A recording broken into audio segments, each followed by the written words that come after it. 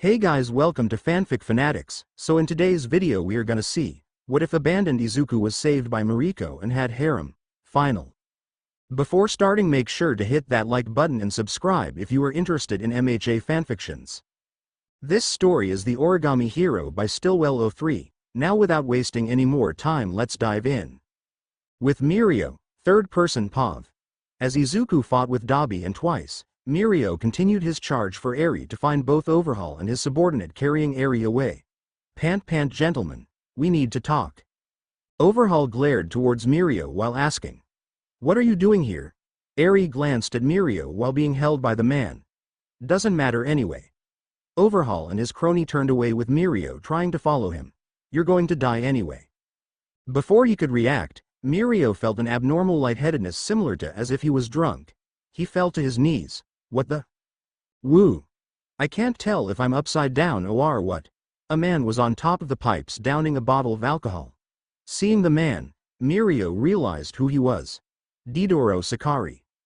"Must you act so rashly?" Another member by the name of Shin Nemoto spoke while staying beside Overhaul. "Now, hero. Why did you come here? Do you feel guilty of not taking Eri back when you did? Is this your way to take glory back for what you failed to do?" Feeling an abnormal sense in himself, Miriko spoke up. "Yes. I want to do this to fix the bad I did." Hearing this answer, Eri felt horrible. You see that Eri?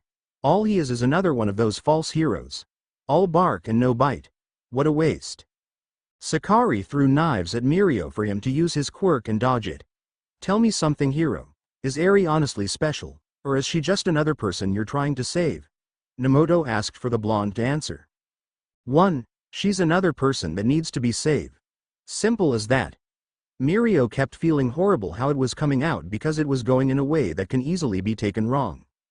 Why is this happening? As this happened, Miriko began remembering back to past and what he thought about being a hero.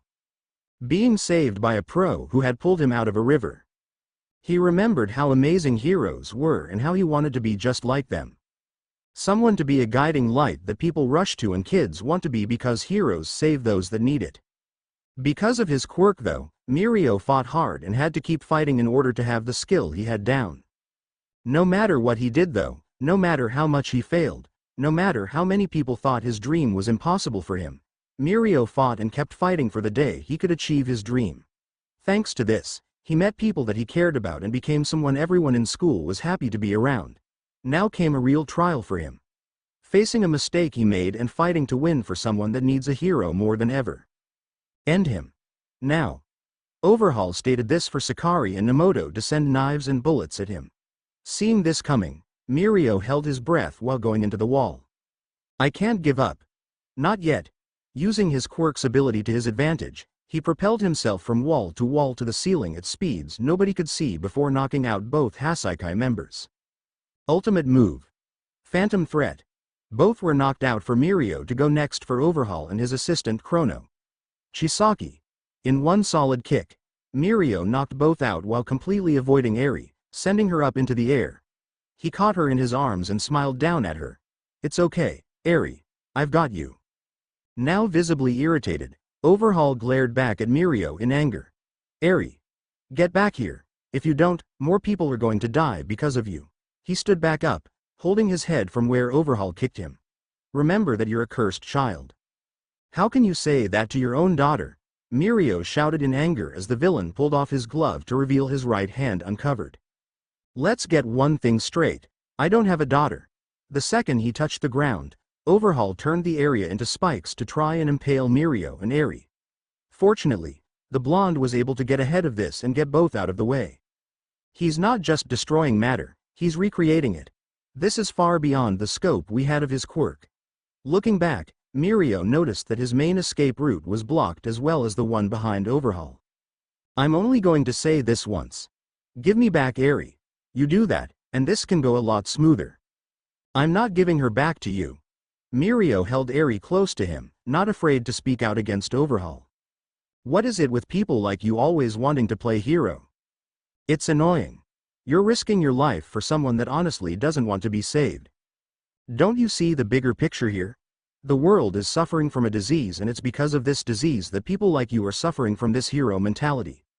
Overhaul slammed his hand on the ground to create multiple spikes to attack Miriko and Eri again, with Chrono getting back up to attempt to shoot them. Fortunately for the permeation quirk user, he was able to use his cape to cover his and Eri's body to make it impossible to see them. He's concealing my field of vision. I always wondered why heroes wore capes. They seem so pointless to me. Overhaul asked as he prepared for another attack at the cloaked two. Capes aren't meant to be used for frontal image. Miriko popped up from behind Overhaul for him to only glance at him before getting a punch to the face.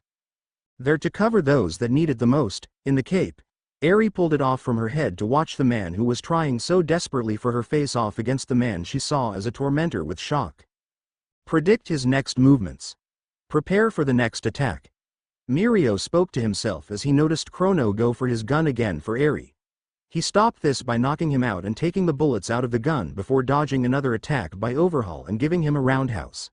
I won't stop no matter what, because I want to make sure Eri can smile when this is all over. The dedication to this shocked everyone in the room, with Overhaul unable to land a blow and keep up with the young hero in training. This isn't turning out well. If this goes on, we might lose here. Sir. Nemoto came from a small crevice in the wall for the villain to get an idea. Nemoto. Shoot. He threw a case holding what looked like small darts in it to the Hasaikai member. Unknown to the pros, Overhaul was able to finalize his product and create a quirk erasure bullet.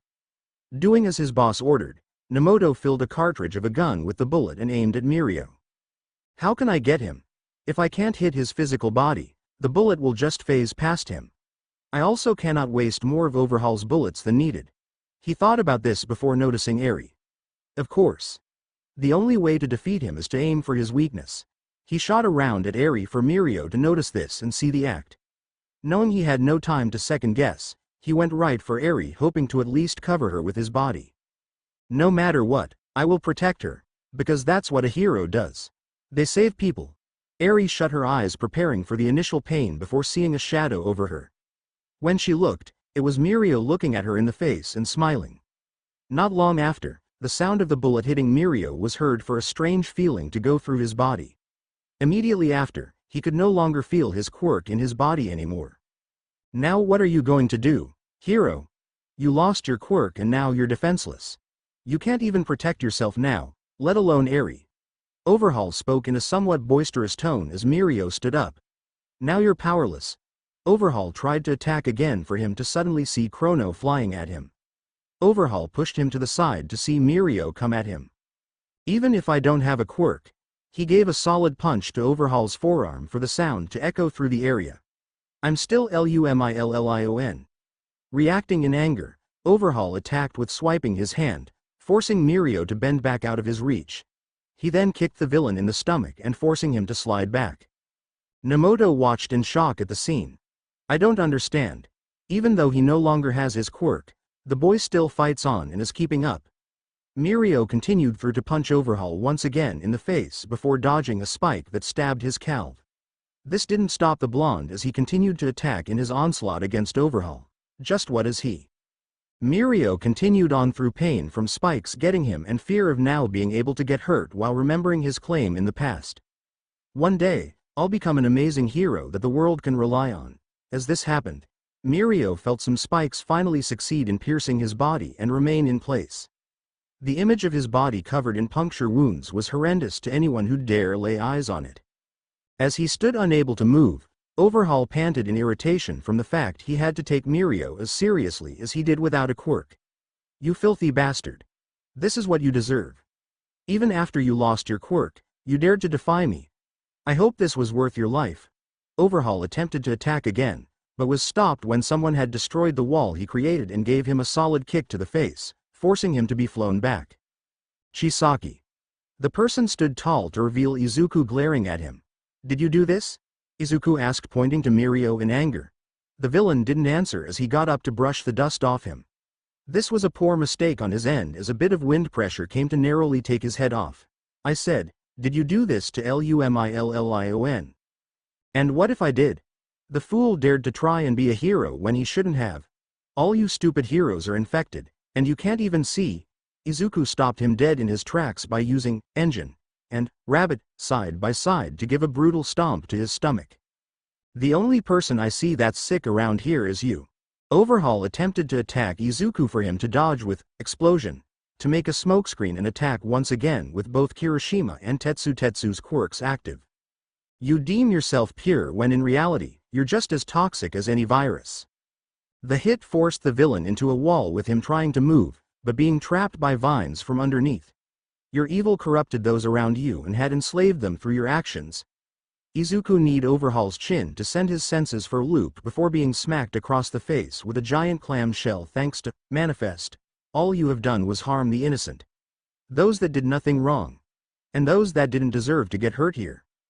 Izuku gave multiple blasts of explosion in his fit of rage while also encasing the villain in ice. This kid, just what is his quirk? Keep in mind, monster, you didn't lose against me. Even after losing his quirk, he still fought you to the bitter end and never accepted defeat. You lost to Lumilion's will and will never be able to beat that. Izuku's leg went up in the air before giving a solid axe kick towards Overhaul's skull, forcing him to look as if he's been knocked out. Pant asterisk you see.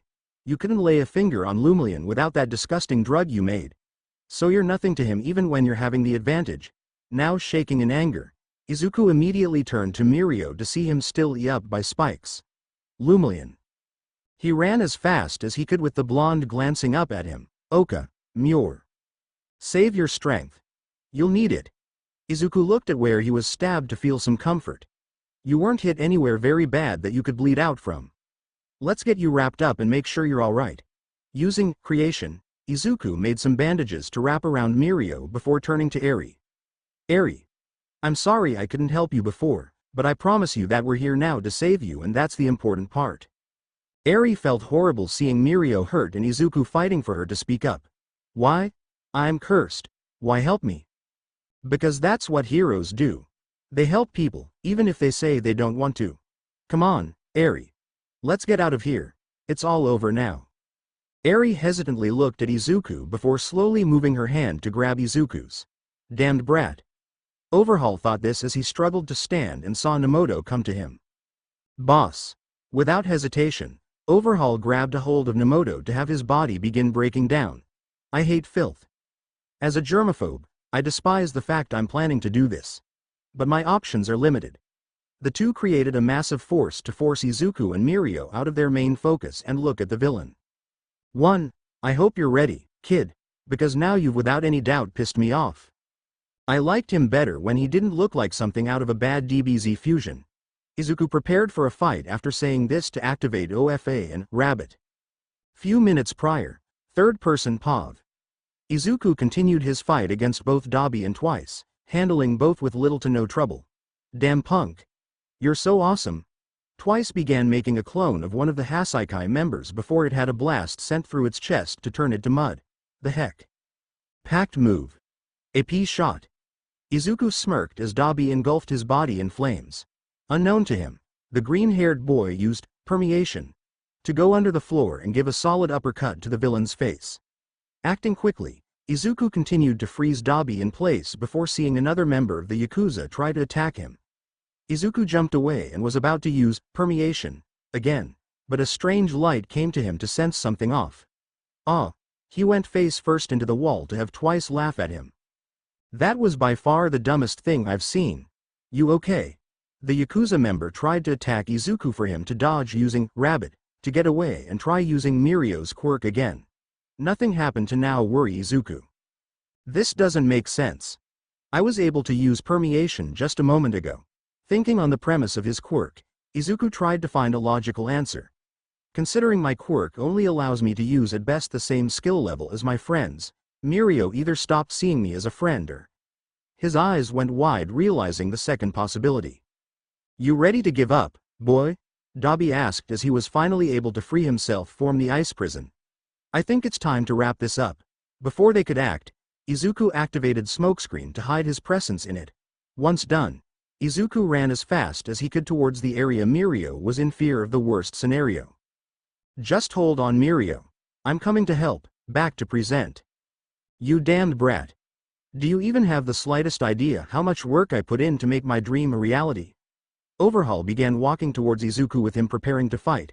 For so long, I've sought after a way to make quirks non-existent. To return us to the time where powers were irrelevant and humans weren't monsters. Do you even have the slightest idea what you are ruining when you try to defy me?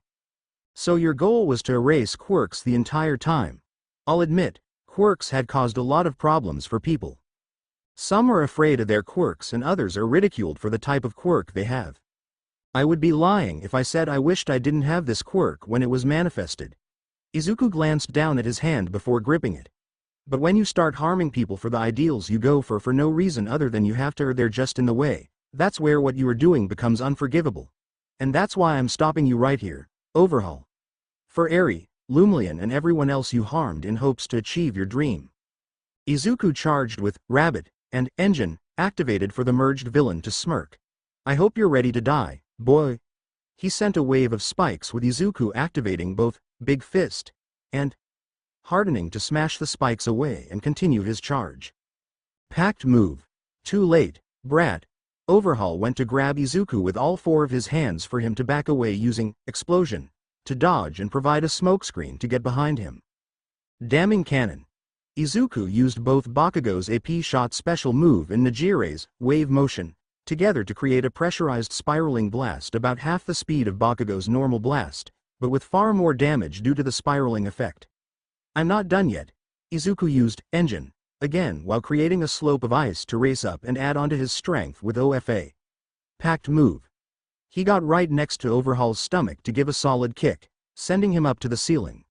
Reciprocal smash. Overhaul went towards the ceiling to quickly recover and use his quirk to create spears out of it to hit Izuku. Thinking fast, he used Explosion to blast away and land back on the ground with the villain repeatedly attacking with the now spiked ceiling while creating a way to the ground. He knows I can create spikes from the ground, so he's trying to keep me from touching anything to make my quirk ineffective. Overhaul glanced to his side to see his subordinate still there. He waited until Izuku charged at him to shout. Time to wake up, Chrono. Chrono had an arrow come out of his hood to attack Izuku. Luckily for him, Danger Sense warned him to get out of the way immediately, but not fast enough to obtain a spike through his cowl by Overhaul's next attack. Damn it. I got too focused on him and forgot all about his lackey. This is what you get, you little brat.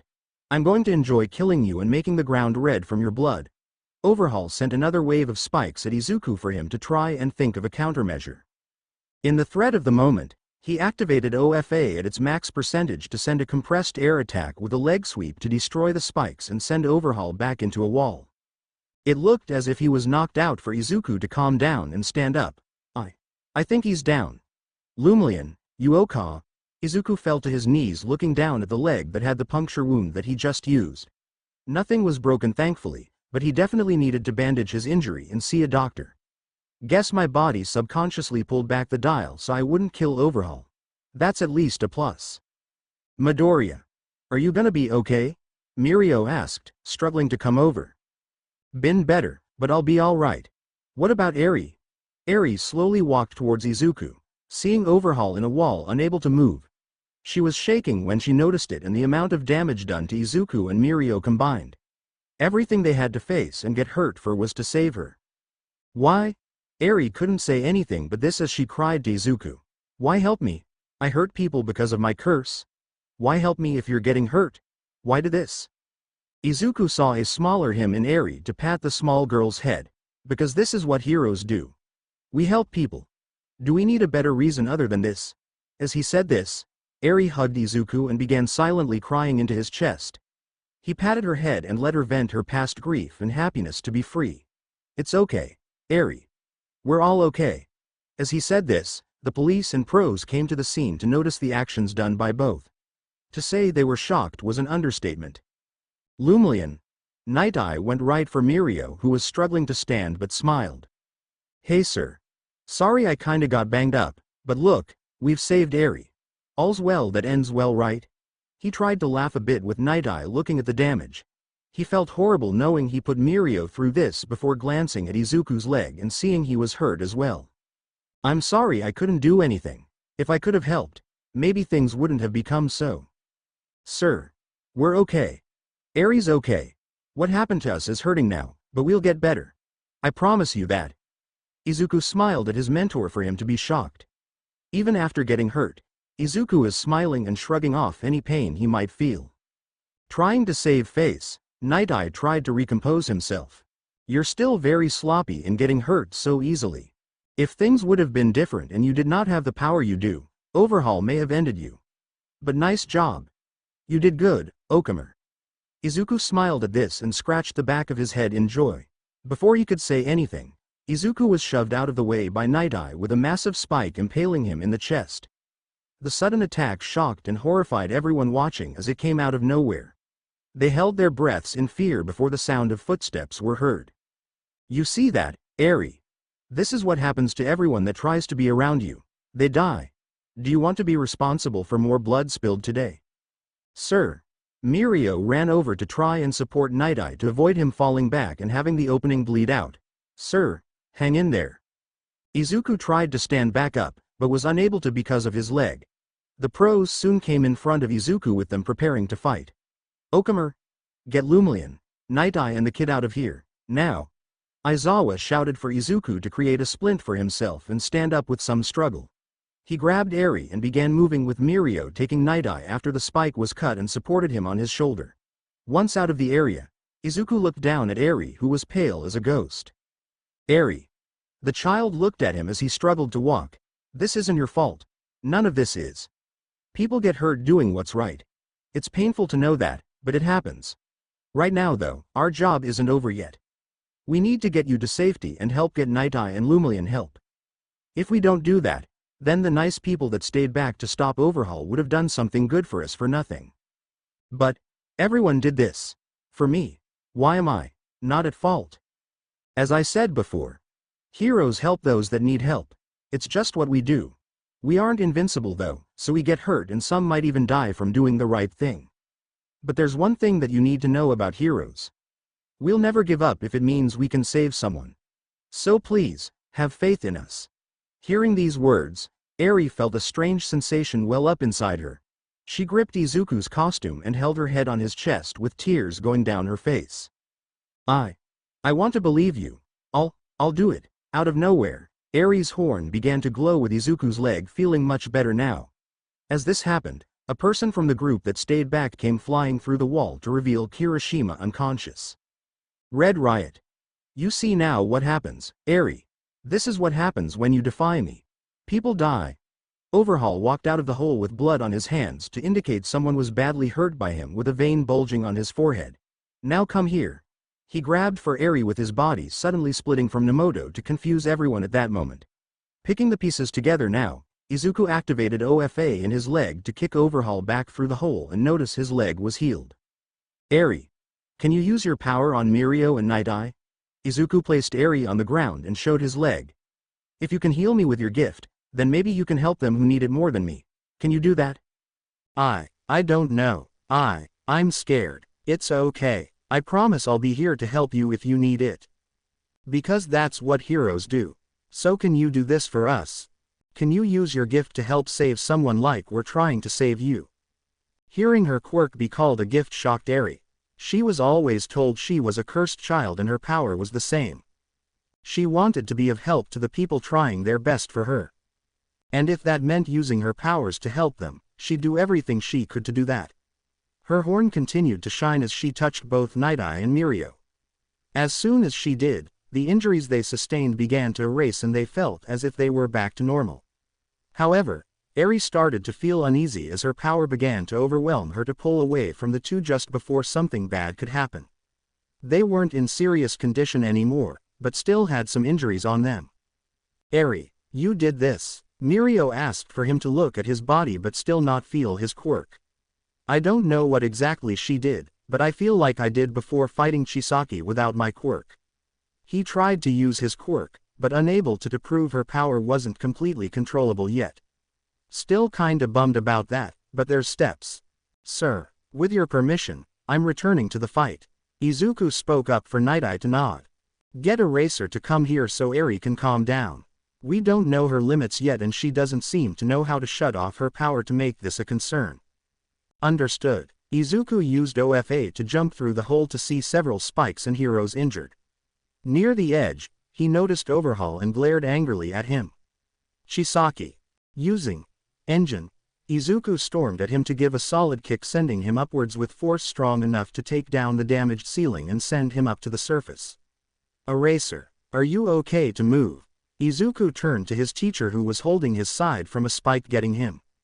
Enough. I need you to go to Night Eye and Lumillion. Eri activated her quirk and we need you to stop it for some time. Understood. Aizawa moved quickly towards the opening in the wall, with Izuku going right towards the hole in the ceiling. Okamer. Fat Gum came over to Izuku while patting his stomach. Need a lift up? Much appreciated. Izuku hopped in Fat's folds for him to be held with some restraint immediately felt. I'm not sure if my aiming will be right, so might wanna toughen your skin up so you don't get hurt. Izuku did this for the BMI hero to aim carefully. Fire. Fat sprung Izuku out of his folds with intense speeds to go up in the air and see Overhaul next to an unconscious Katsukame with the police and Yukyu's group unaware. Stop him, now, Izuku shouted to gain everyone's attention, but unable to have them prevent what Overhaul had planned. He touched Katsukame to turn him into a balloon before touching himself.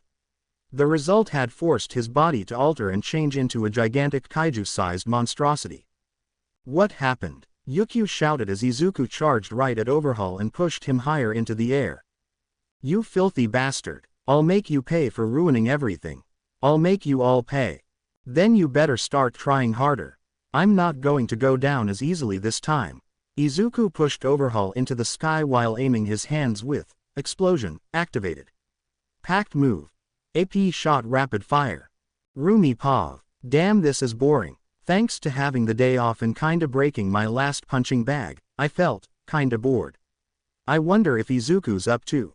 If I was him, I'd wake up to a chick's tits in my face while enjoying a bath with someone using their body to wash me. I started smirking at this little image before turning on the TV to watch the news to get my head out of the boredom. 2. We are watching live as a gigantic mass of what appears to be flesh has been flown up in the air. Origins are unknown, but wait a minute. Somebody is fighting it. I looked a little closer to see a massive amount of what looked like explosions happening before the news lady started freaking out again.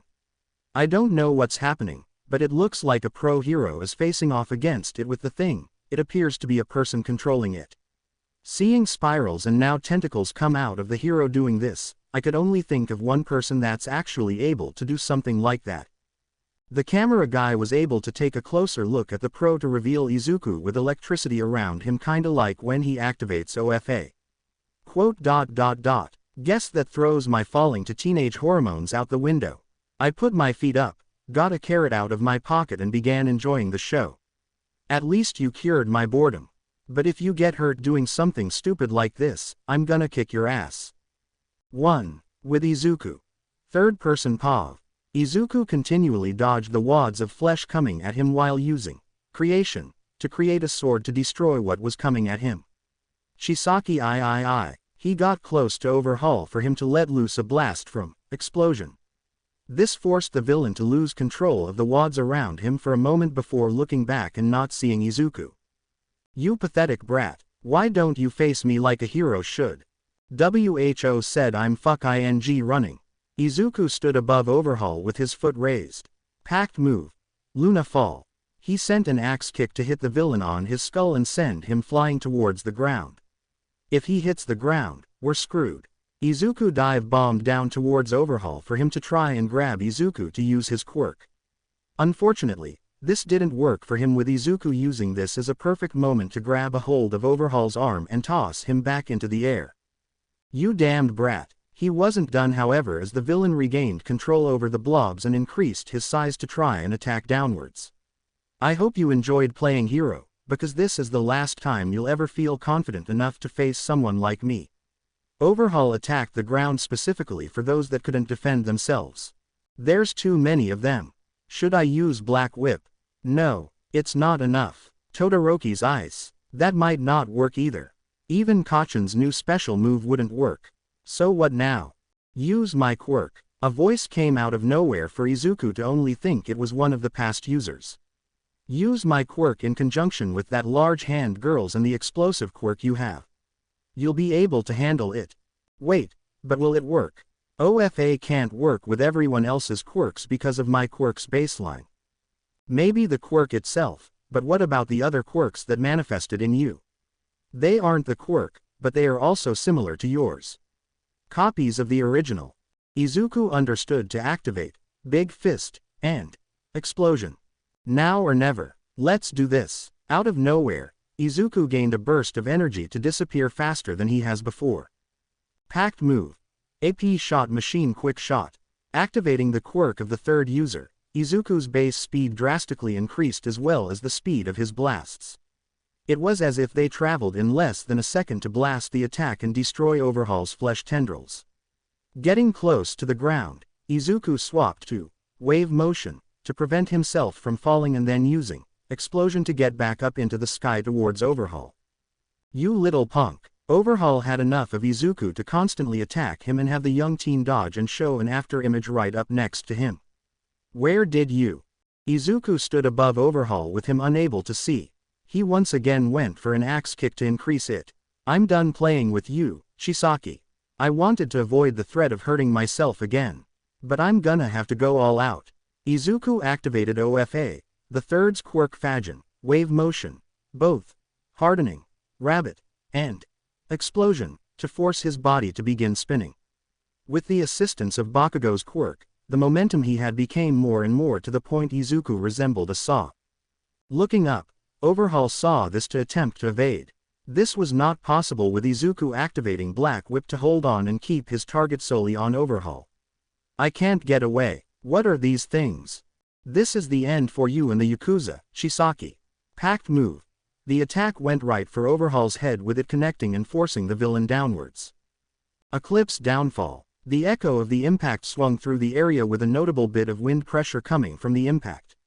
Once Overhaul began falling, he found himself landing directly into the Hasaikai base to create a hole to the first floor. Looking to his side, he noticed the former head of the Yakuza in a comatose state by the villain's own accord. Boss, I'm sorry, I wanted to pay you back. Quote. Unknown to everyone, Overhaul had wished more just to help restore the Yakuza to their former glory in a way to repay their original leader. He had seen the man as a father figure and wanted nothing more than to repay his generosity however he could. This led unfortunately to him trying to find ways to make quirks irrelevant and starting a dark path when discovering Ares. She was brought into the home thanks to her mother who was also the leader's daughter, giving her to them and calling her cursed.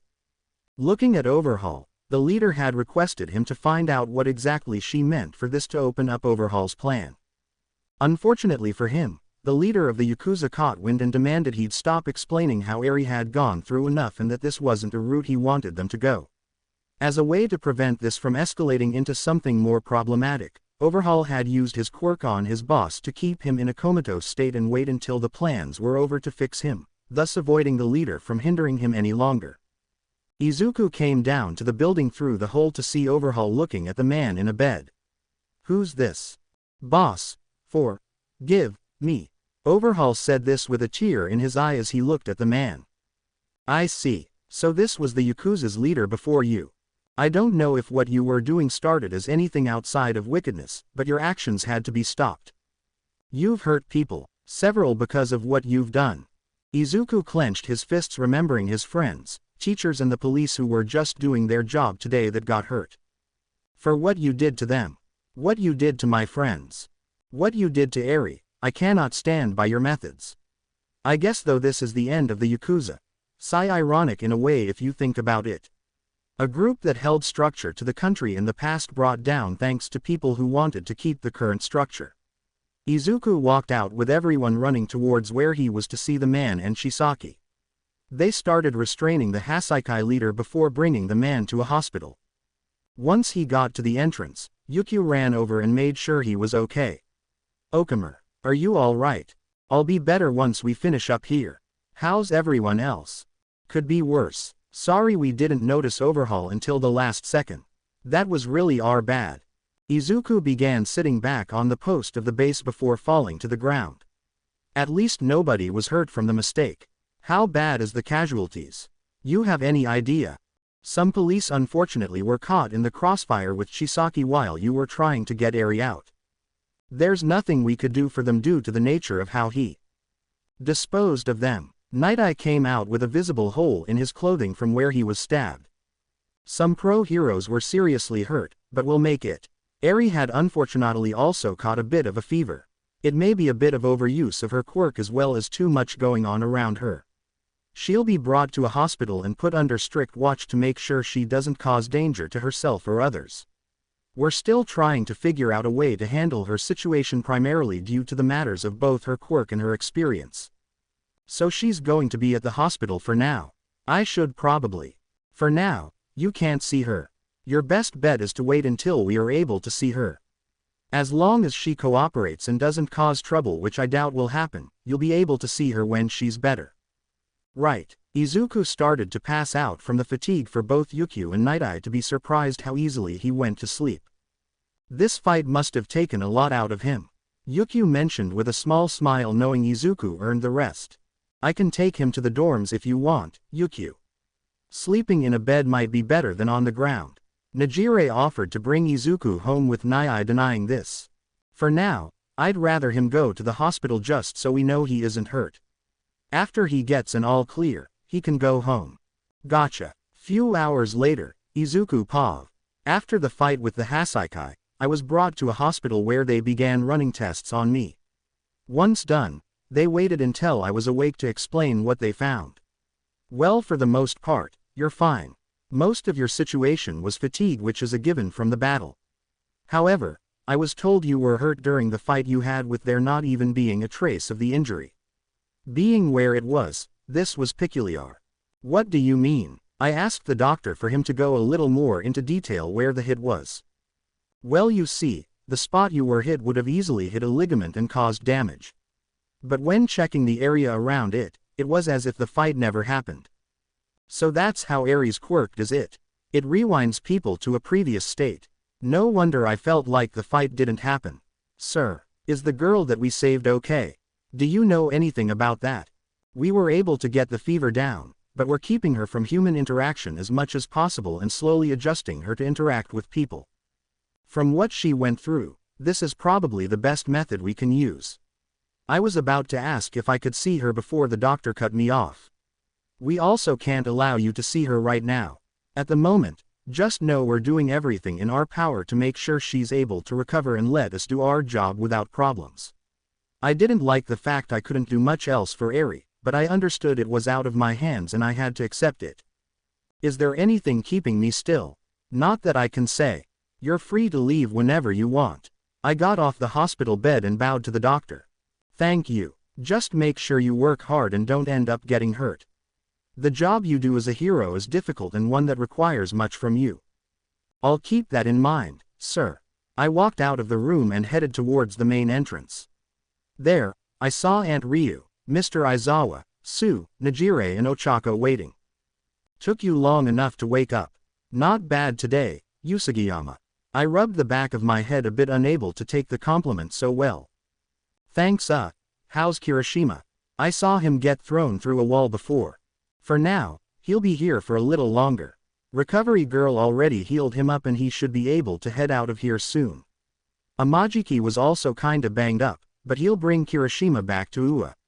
However, Tagada's quirk didn't come back and we don't know if it will ever. For now, he's on approved leave from school until we can sort out this. He really never got his quirk back. I felt terrible this happened to him before getting an idea. Is he still here? He's down the hall talking with Night Eye. Do you mind if I see him for a few minutes? Mr. Aizawa nodded for me to head off towards where he was. When I got there, I was uneasy going in.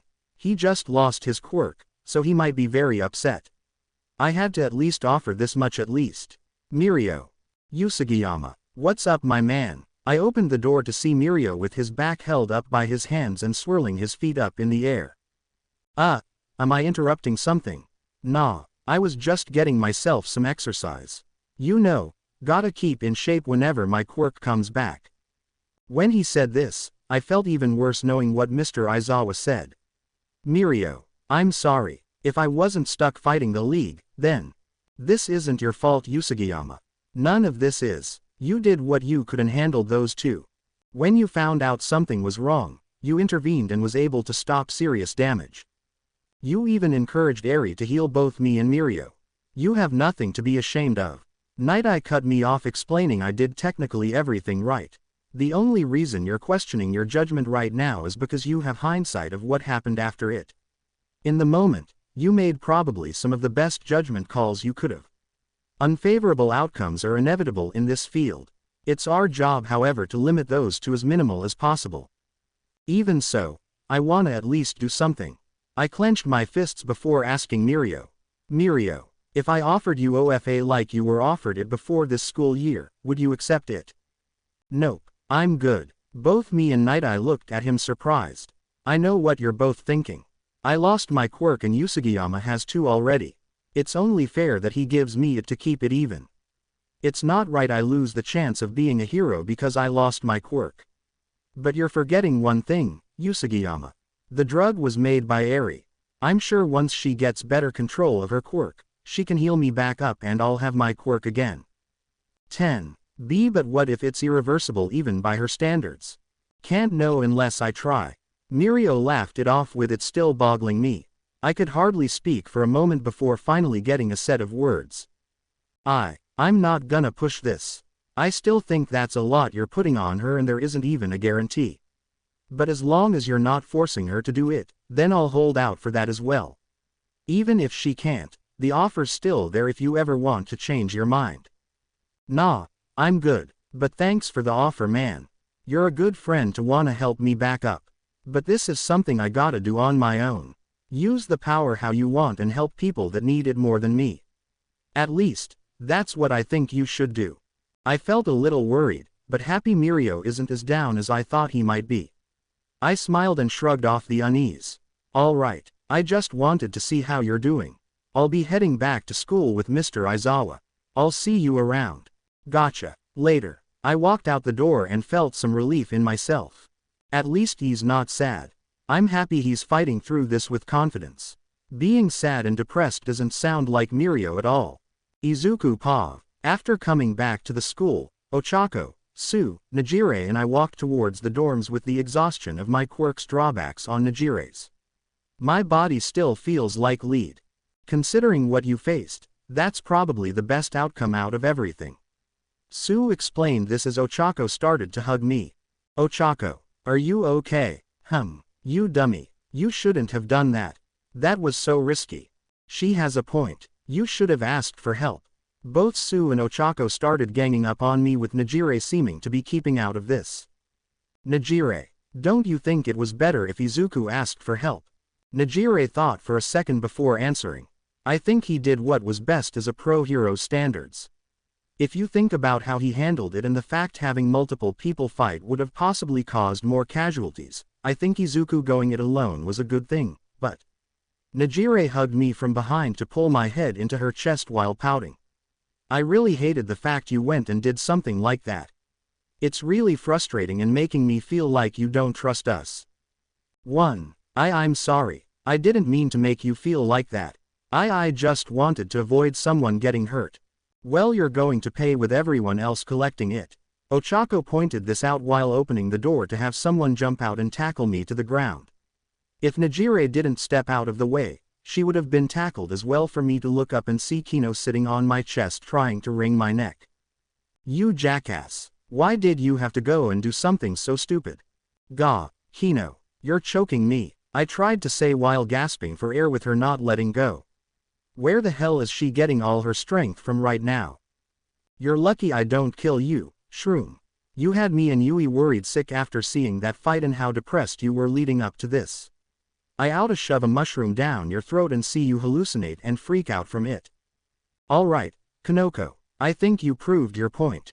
Abara was able to lift up Kino with her still fuming in rage. I still do agree with her in saying you acted rather brazen in the fight. Next time you do something like that, don't expect me to pull her off. They walked in with me finally able to stand on my own feet. 2. Did I really screw up that badly? Yes, Sue, Ochako and Najire answered in unison without much concern for me to feel even worse. I tried to get over this before entering into the house and trying to see how everyone else is managing. In the kitchen, I noticed Yui making something to go in and see if she needed help. Hey, you want some help? I can handle it. She didn't even look at me and continued doing what she was doing. Okay, you wanna talk while you're doing whatever you're doing? It could make the time pass quicker. No, I'm fine with the silence and working alone. Something I believe you think you should have to do. I felt an arrow come at me when she made the comment about me to know exactly how angry she was. Alright, I'll talk to you later then. Yui didn't answer and continued to do what she was doing. In the time I've known Yui, I know when she actually is mad and not. Normally when she is mad, she secludes herself from the person she's angry at and handles some kind of hands-on project. If the person even tries to talk with her, she shows no emotion towards them while also avoiding any long conversations with them. Simply put, I pissed her off. I went back to the sofa to sit down with Kino sitting on my lap. Don't say anything about this. This is part of your punishment. You're not allowed to touch me while you're my seat today. You do and I'll kick your butt. Okay. I sat there and let Kino do as she pleased with Pony coming next to me to sit. She looked at me worried, but quickly tried to scowl when our eyes met. Izuku. I turned to her for Pony to point at her head. Knowing I have to suck up to them in a sense, I patted her head to see her smile a bit. Please don't do something reckless like that again. We all were worried. Yeah, Mina grabbed my neck to put me in a headlock. Don't do something dumb like that again. How much am I going to have to suck up today for them to not kill me? Few hours later, the day continued on with everyone basically doing something for me to appease them in a way. I ended up doing a mochi run for Ochako, massage Momo's back, be a voice of opinion for clothes and so on. Right now, I'm basically being Itsuka's training dummy. I was slammed on the floor with Itsuka stretching her arms to loosen up a bit. Thanks for the help. I've needed a sparring partner. No worries. I'm kinda used to this treatment today. Izuku. I glanced up at Itsuka for her to walk over and sit on my stomach. Do you even realize how frustrating it felt for us to see you do what you did? We felt like you were doing something we couldn't help with. Technically speaking, we're on the same level as heroes in training. But seeing you do this, it made us feel like you're not putting us on the same level you put yourself. We love you and it's because of that love that we're more mad right now than we should. 3. I felt bad now understanding I was unintentionally making the girls feel like I wasn't treating them as equals on this unintentionally. I'm sore. I couldn't finish my sentence before Itsuka pushed her lips on mine. When we parted, she pressed her forehead on mine. You're a good person. Stupid at times with some decision, but you're still a good person. I smiled at this before realizing that Itsuka's judo outfit had the opening near her chest a little too loose to see more skin than I should. I turned red and looked away for her to look down and notice. Whoops, my bad. I think it's time She stopped when she started moving back to smirk. Pervert. It's not what it looks like. I mean it's sorta what it looks like. I mean, you're an attractive woman so of course I'm gonna think those thoughts about you. Wait, that came out wrong. I was stumbling on my words before hearing Mina bust out laughing with Kyoka. We turned to see them watching the whole thing unfold before my pink-skinned girlfriend spoke up.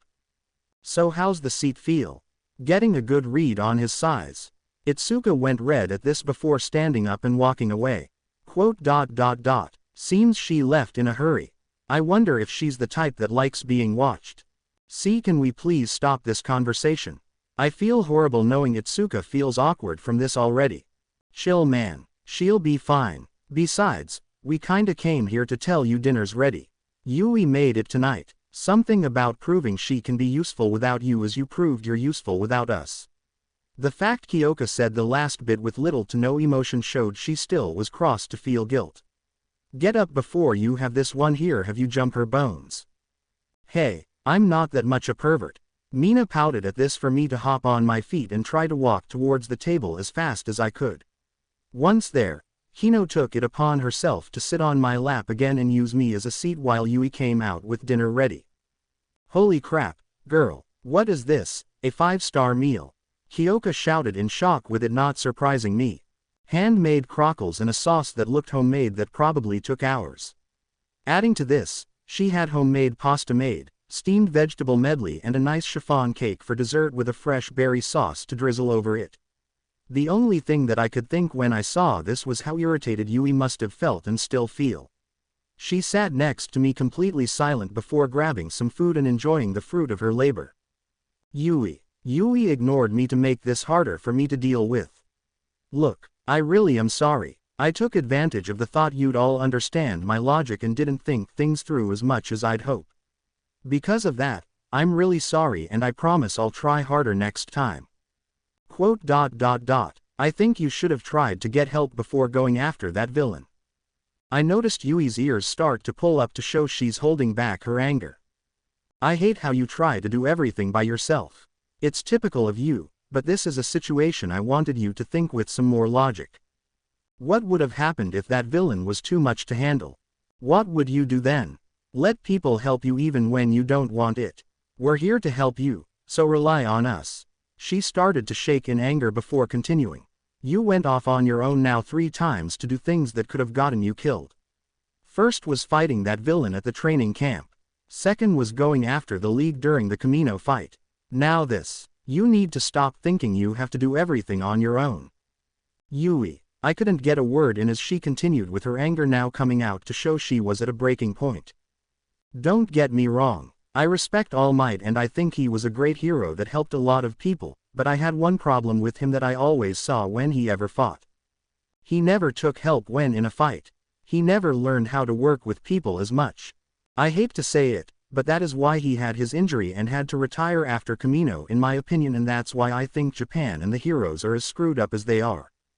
We needed someone like All Might, but we didn't need someone whose ego was as big as his. So next time you try to get in your mind to do something like this on your own, don't do it. We were all shocked by her final act, seeing as Yui rarely shows a lot of emotion even to us. She started shaking for me to hug her and apologize again. I'm sorry. I should have asked for help. If I did, that probably would have made things a little better. I felt her still shake in my arms before continuing. If I ever do this again, you have the privilege to hit me as hard as you can with the hardest thing you can find. I want you to think with your head more, not cause you to lose brain cells. She argued with my logic before showing her Kirishima's hardening quirk to reassure her. Fine then. Next time you do something stupid like that, you're getting hit with a lead pipe the size of the sofa. Everyone laughed at this, with Yui smiling and hugging me back. Am I still in the doghouse after this? Yes. You're not getting away with this that easily. Nuts. 1. Later that evening, after eating and getting cleaned up, which I agreed to do the dishes as a way to make sure everyone knows I'm sorry, I walked towards my room to open it and see Nejire, Sue and Pony laying in my bed in their pajamas. This is our punishment for you. Tonight, you have to sleep in the same bed as us and be our body pillow. Sue bluntly stated this for me to blush a little. And as a body pillow, you can't touch us. You touch us and I'll make sure you get tied up so you don't again. Nejire stated with a stern look with a thing of rope to the side. Yeah, no touching tonight. I think she said no touching tonight. I tried to think what Pony was saying with what knowledge I knew about English to accept this and lay down. Once I did this, Sue laid on my chest with Nejire and Pony grabbing an arm to wrap around and rest their heads on my shoulders. Your arm's more comfy than I thought. I might do this more often. Nejire smiled at this, with the thought of that being a scary one in my mind. I might not last long if that happens. I went red thinking of how awkward this situation felt, but also rather nice to see them smile as the girls fell asleep. I really screwed up with the fight against Overhaul. I need to make sure I don't do something stupid like that again. You better not be trying to feel something you shouldn't. I looked at Sue, who was still asleep. Go to sleep. Yeah, sorry. I shut my eyes and tried to go to sleep. Fortunately I was able to, but the feeling was still hard to ignore as I drifted off. Izuku POV. After our time off, classes began once more as normal. Unfortunately, those of us doing the internships were tasked with catching up on our own missed schoolwork. Thanks to this, the free time we would have is now filled with doing the work that would have been done in class.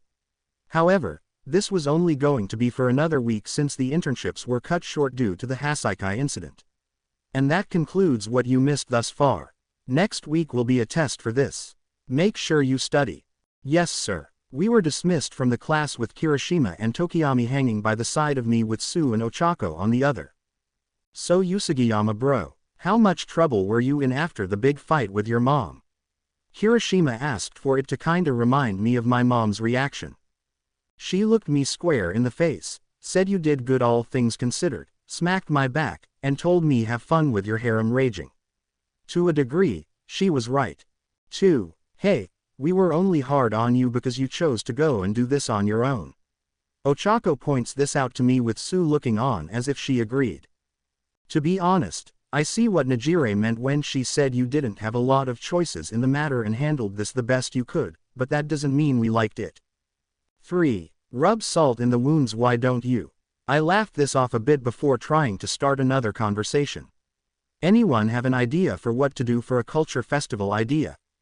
Nah man, my idea got shot down. It is quite a predicament our class is in.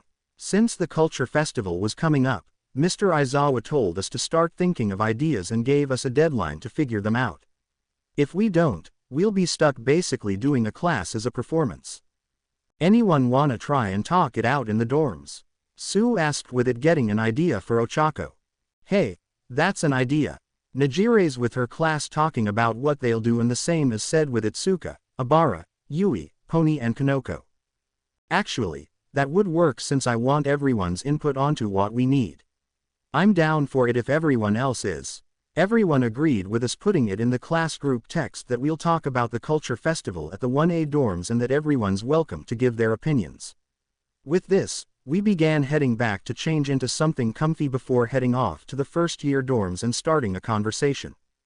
Few hours later, why is this happening? Everyone started to argue what we were going to do with each one of our classmates giving something different.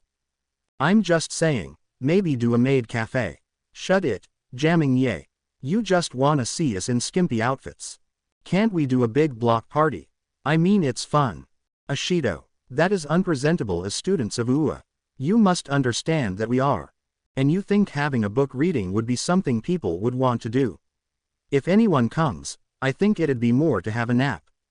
Kachin points this out to Iida for him to get a little annoyed. If anything, we should have a battle ring where we can kick fucking ass. Something tells me that will just end in problems. Shut it, icy hot, can we please just pick a topic and stay with it? I held my head while hearing everyone argue before a loud bull horn was heard to have us all stop and turn to Momo. There was a silence before Siro shouted. Are you trying to blow our ears off? Look, this is getting nowhere. We're all just throwing ideas out and not thinking how practical they are or if they'll even be liked. Now, Izuku, what do you think of the ideas thus far? She turned the attention to me with looking at the ideas written down as a whole. Entirely speaking, any type of food stalls will be overshadowed I think since the concessions given by the school are also offered outside of any possible specialty stands made by schools. Any type of expo will be overshadowed since I heard from Hatsume that there is an expo done by the support course. At that point, it'd be more like we're trying to one-up them and would give the wrong impression.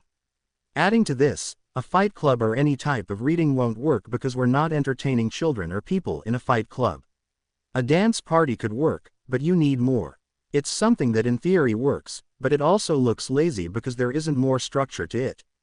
So then what do you suggest? Sue asked for me to think about it as best as I can. At this point, I remembered something Todoroki told me about. 1. Siro, how good are you with making designs on clothes? You said you dabble with it. Decently. Not gonna brag, but I do good work. Mina, if you had a choreography made for certain songs, could you teach a bunch of us how to dance? Ah yeah, boy, you know I can. That can work. We'll also need help with some of our quirks and we can do special effects. What are you thinking of doing? Toga asked for me to show for the most part what I have. Todoroki, do you still have that video bookmarked you showed me? He nodded before going to the internet on his phone and showing us a dance concert that someone did. Todoroki said he did something like this a while back with the remedial lessons for the provisional and thought it was interesting. What the heck do you do at these remedial lessons? Mina shouted, with it kinda surprising me as well. Well, anyway, Kyoka knows how to play guitar and so do I. Momo knows how to play the keyboard, all we just need is a drummer. Oh, I think Kacchan should be the drummer. Toga immediately pointed out to Kacchan, who started shouting. Don't enlist me for shit. 1. You did say though you had to take drumming lessons as a kid. Hiroshima sided with the idea, with it somewhat impressing me. Fine, I'll be the fucking drummer. But if you can't follow my rhythm then that's not my fucking fault. I smiled, realizing that we finally had something on hand to start making decisions. Fortunately, everything was going smoothly after we had some kind of framework for everyone to start putting in their own opinions. The issue I faced though was, I was told to be the lead singer. Can't someone else sing? I mean, Kyoka does this really good at singing as well, and she'd probably do a much better job at performing. Come on, Izuku, you can do it a lot better than anyone here. You've got a channel specified for it that Yui uploads a lot. Mina turned to Kyoka after this and tried to justify her comment a bit. No offense. None taken. Shrub here should sing, personally thinking. I was for the most part put in a corner. Nobody thought I shouldn't sing, with the thought of having to perform in front of a bunch of people being, well, frightening a bit. For better or worse though, I made my decision. Okay. Yay, alright, we need really good songs to dance to. So Kyoka, you're gonna help Izu do this. When you have the songs, I wanna listen to them so I can make a good dance choreography to it. Mina seemed excited for this, with it confusing us all. If you put half this effort to your schoolwork, I think you'd easily be in the top 10 of our class. Hey, don't judge me, Yaomomo. To be honest, I kinda agreed with Momo but chose not to speak, as my focus was now with Kyoka for finding songs for the concert we were doing. So you want anything special? I know you like to do some with food meaning to them and give people good chills. I thought about it for a second before getting an idea. Any chance you'd wanna do something from Imagine Dragons? Dude, do you have to ask? I smiled, thinking this might be a little fun now that I'm thinking about it. The weekend after we finished up at the dorms yesterday, Kyoka and I continued our work with figuring out what to sing and giving the ideas to Mina. First thing when school came around today was mention it to Mr. Aizawa to just make certain we have the all clear. We did, with him saying we'd have enough time to do probably 4 songs that are 5 minutes max. I didn't think there was going to be a problem with stating this to everyone and them agreeing. I was though asked after saying this by our teacher if I could open my schedule this weekend. I agreed and went to meet up with him that Saturday to find Miriko. We were led out of the school and went towards a hospital. Sir, are we going where I think we are? To make it simple, she's been progressing well and is almost capable to leave the hospital. We've also been keeping her under strict isolation due to the unease with her quirk.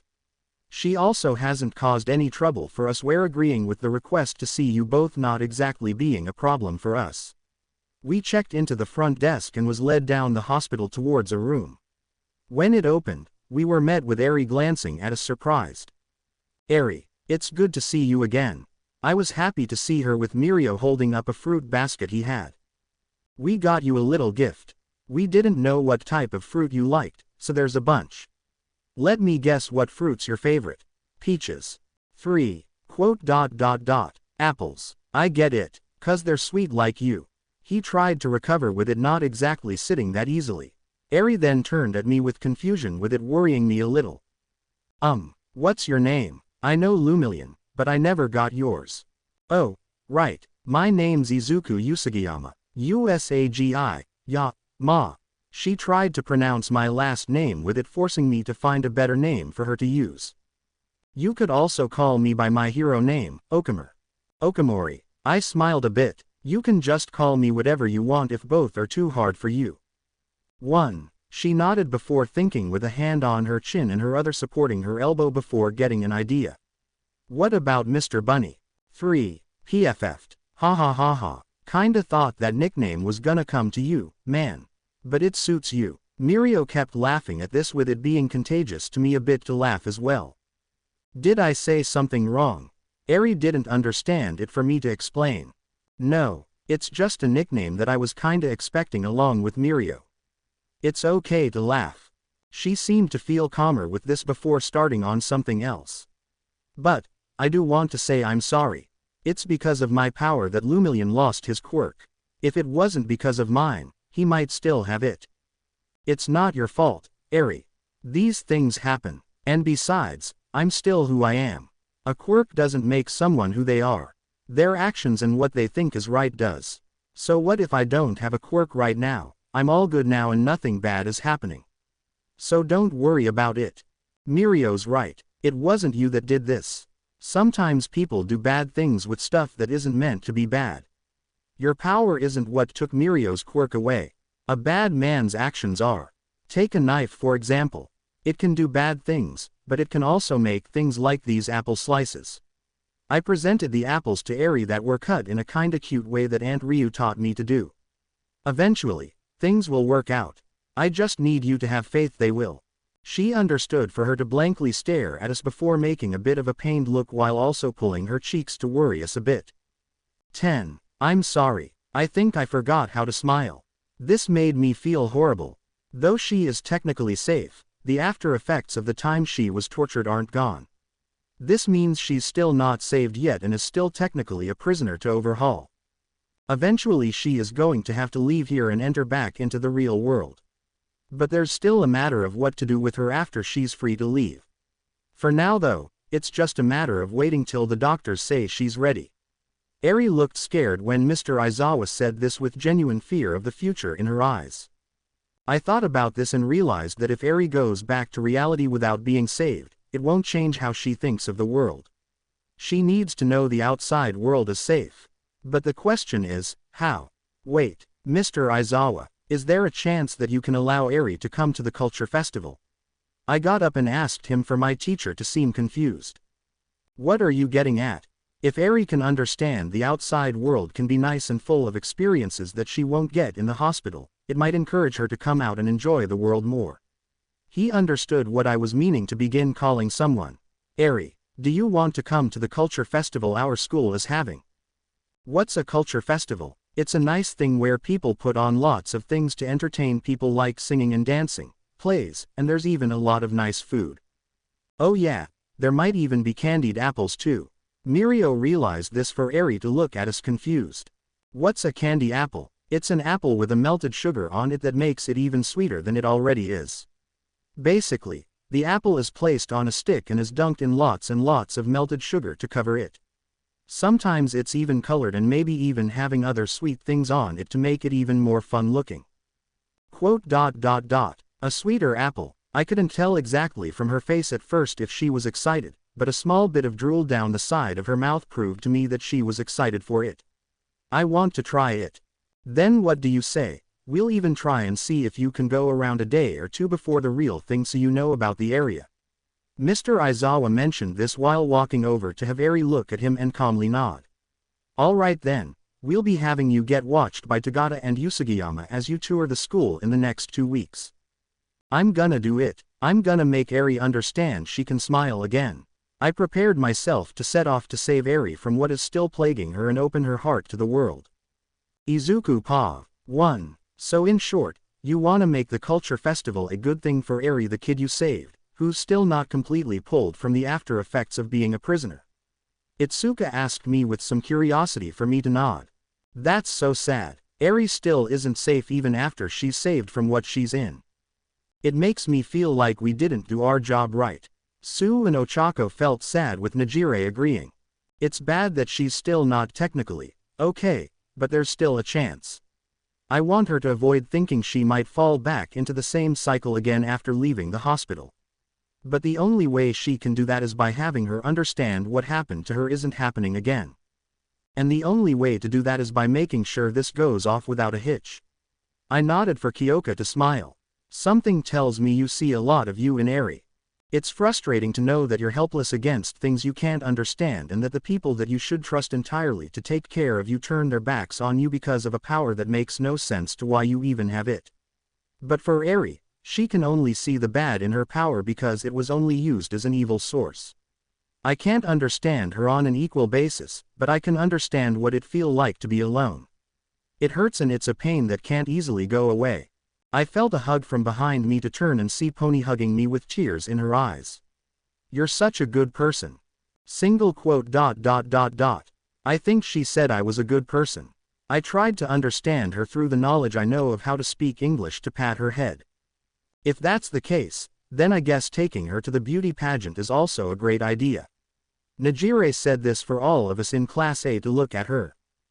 Beauty pageant. Oh yeah, there's a big pageant that is held by the school for girls to show off their own forms of beauty.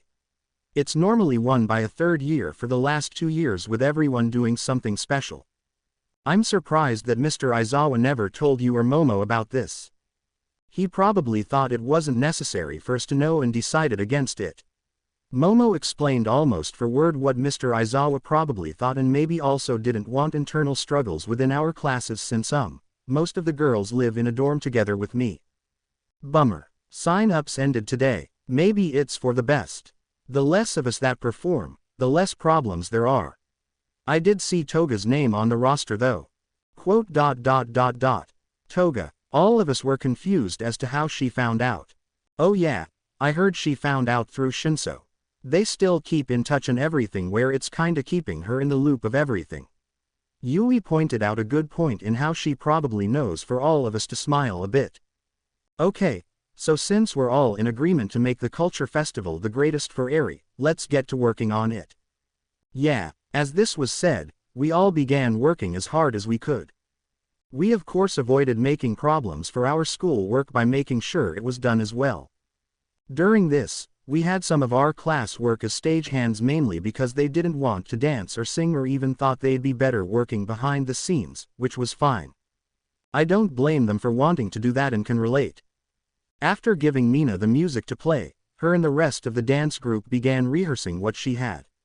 Meanwhile, those of us in the band group were having our own problems with Bakugo speeding up the tempo. I swear, Kyoka wanted to beat him up for it if he didn't stop. Eventually, over a week went by with all of us practicing in our little spare time as well as together when we had the chance. I regularly felt as if my mouth was dry from so much with chugging water almost regularly. However, we ended up having a little guest when we got to the day before the festival. Alright, we're getting a little too fast with the second verse of the third song. Watch the tempo please, Kachan. Screw you, if it's so bad, match my tempo. 1. The lyrics were made with the tempo made a specific way. If you don't like it, you should have said something at the beginning instead of saying you were able to do this. Whatever. Izuku, Eri's here. I glanced over to see Ochako and Sue with Mirio and Eri beside them. Eri. I ran over towards her with a smile and knelt to her level. How are you feeling today? A little scared. She looked around before asking a question. Is this your love nest? 1. Quote. What? We all stopped when we heard this with Eri giving clarification. The pink girl said that this was the place you lived with a bunch of girls saying it was your love nest. What is that? I need to have a chat with Mina when this is all said and done. It's a word that you shouldn't say and this is where me and my fiancés live. What's a fiancé? Someone who is going to be someone you spend the rest of your life with. They also eventually become mommies and daddies. But how do they become mommies and daddies? I was at a loss for words before Kachan spoke up. When a man and a woman get naked and faux mph. Tokiyami used dark shadow to cover Kachan's mouth with it being a blessing in disguise. 3. Okay, I think that's enough adult talk for today. How about we go and look at the school that me and Mirio go to? What do you say, Eri? She nodded with Kyoka agreeing for us to head out and have them keep going alone after a little break. Hey, Mr. Bunny, who were those people in there? They were my classmates. They're good people, but can be a little overexcited at times.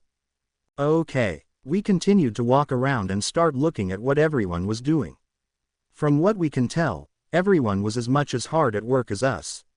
I smiled seeing how everything was coming along. It was only when I overheard a loud shout that I began to panic. Hey, Izuku. I glanced up and moved Eri about 2 feet away before being tackled by my mother who came at me from midair. As always, we began having a wrestling match with her getting the upper hand and holding my neck with her calves while bending my body for my feet to reach the top of my head. Uncle, ha ha ha, my win. Mom glanced over towards Miriko and Eri to smirk a bit. So who'd you knock up? My best bet is Najire, Yui or maybe Momo. Then again, Itsuka's got a nice ass for you to pound into. 2. She's not my daughter. And can you let go of me now? Whoops. My bad. Mom got off me for air to get into my lungs before answering. This is Eri, the girl I said to you I saved during the Hasaikai raid. Remember? Oh yeah. Mom walked up to Eri and patted her on the head. You know, your hero here is actually my kid. Hope that little show didn't spook you. It's just how we get along. Is that why you tackled and bent Mr. Bunny's legs to make him look like a circle? Mom laughed at this while pointing at Eri. I like this girl. Good to hear. We continued walking with Mom to come across Class B doing work on their project. During it, a large paper mache skull of a dragon came at us to spook us a bit before Awase and Tetsu pulled it back and apologized. Sorry about that, man. We were kinda not looking where we were going. Not your fault. We weren't really looking where we were going either. I glanced at Eri to make sure she was okay while smiling. Are you okay, Eri? She nodded while pointing at the dragon head. That reminded me of the dragon lady from when I was rescued. Dragon lady? Oh, you must mean Aunt Ryu. Aunt Ryu. She's someone that helped me when I was about your age. She's a very nice person. Oh my, it seems Class A can't even wait to see how superior we are.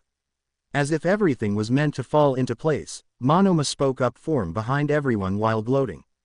I knew you all were so uneasy that you'd fall to us to send spies.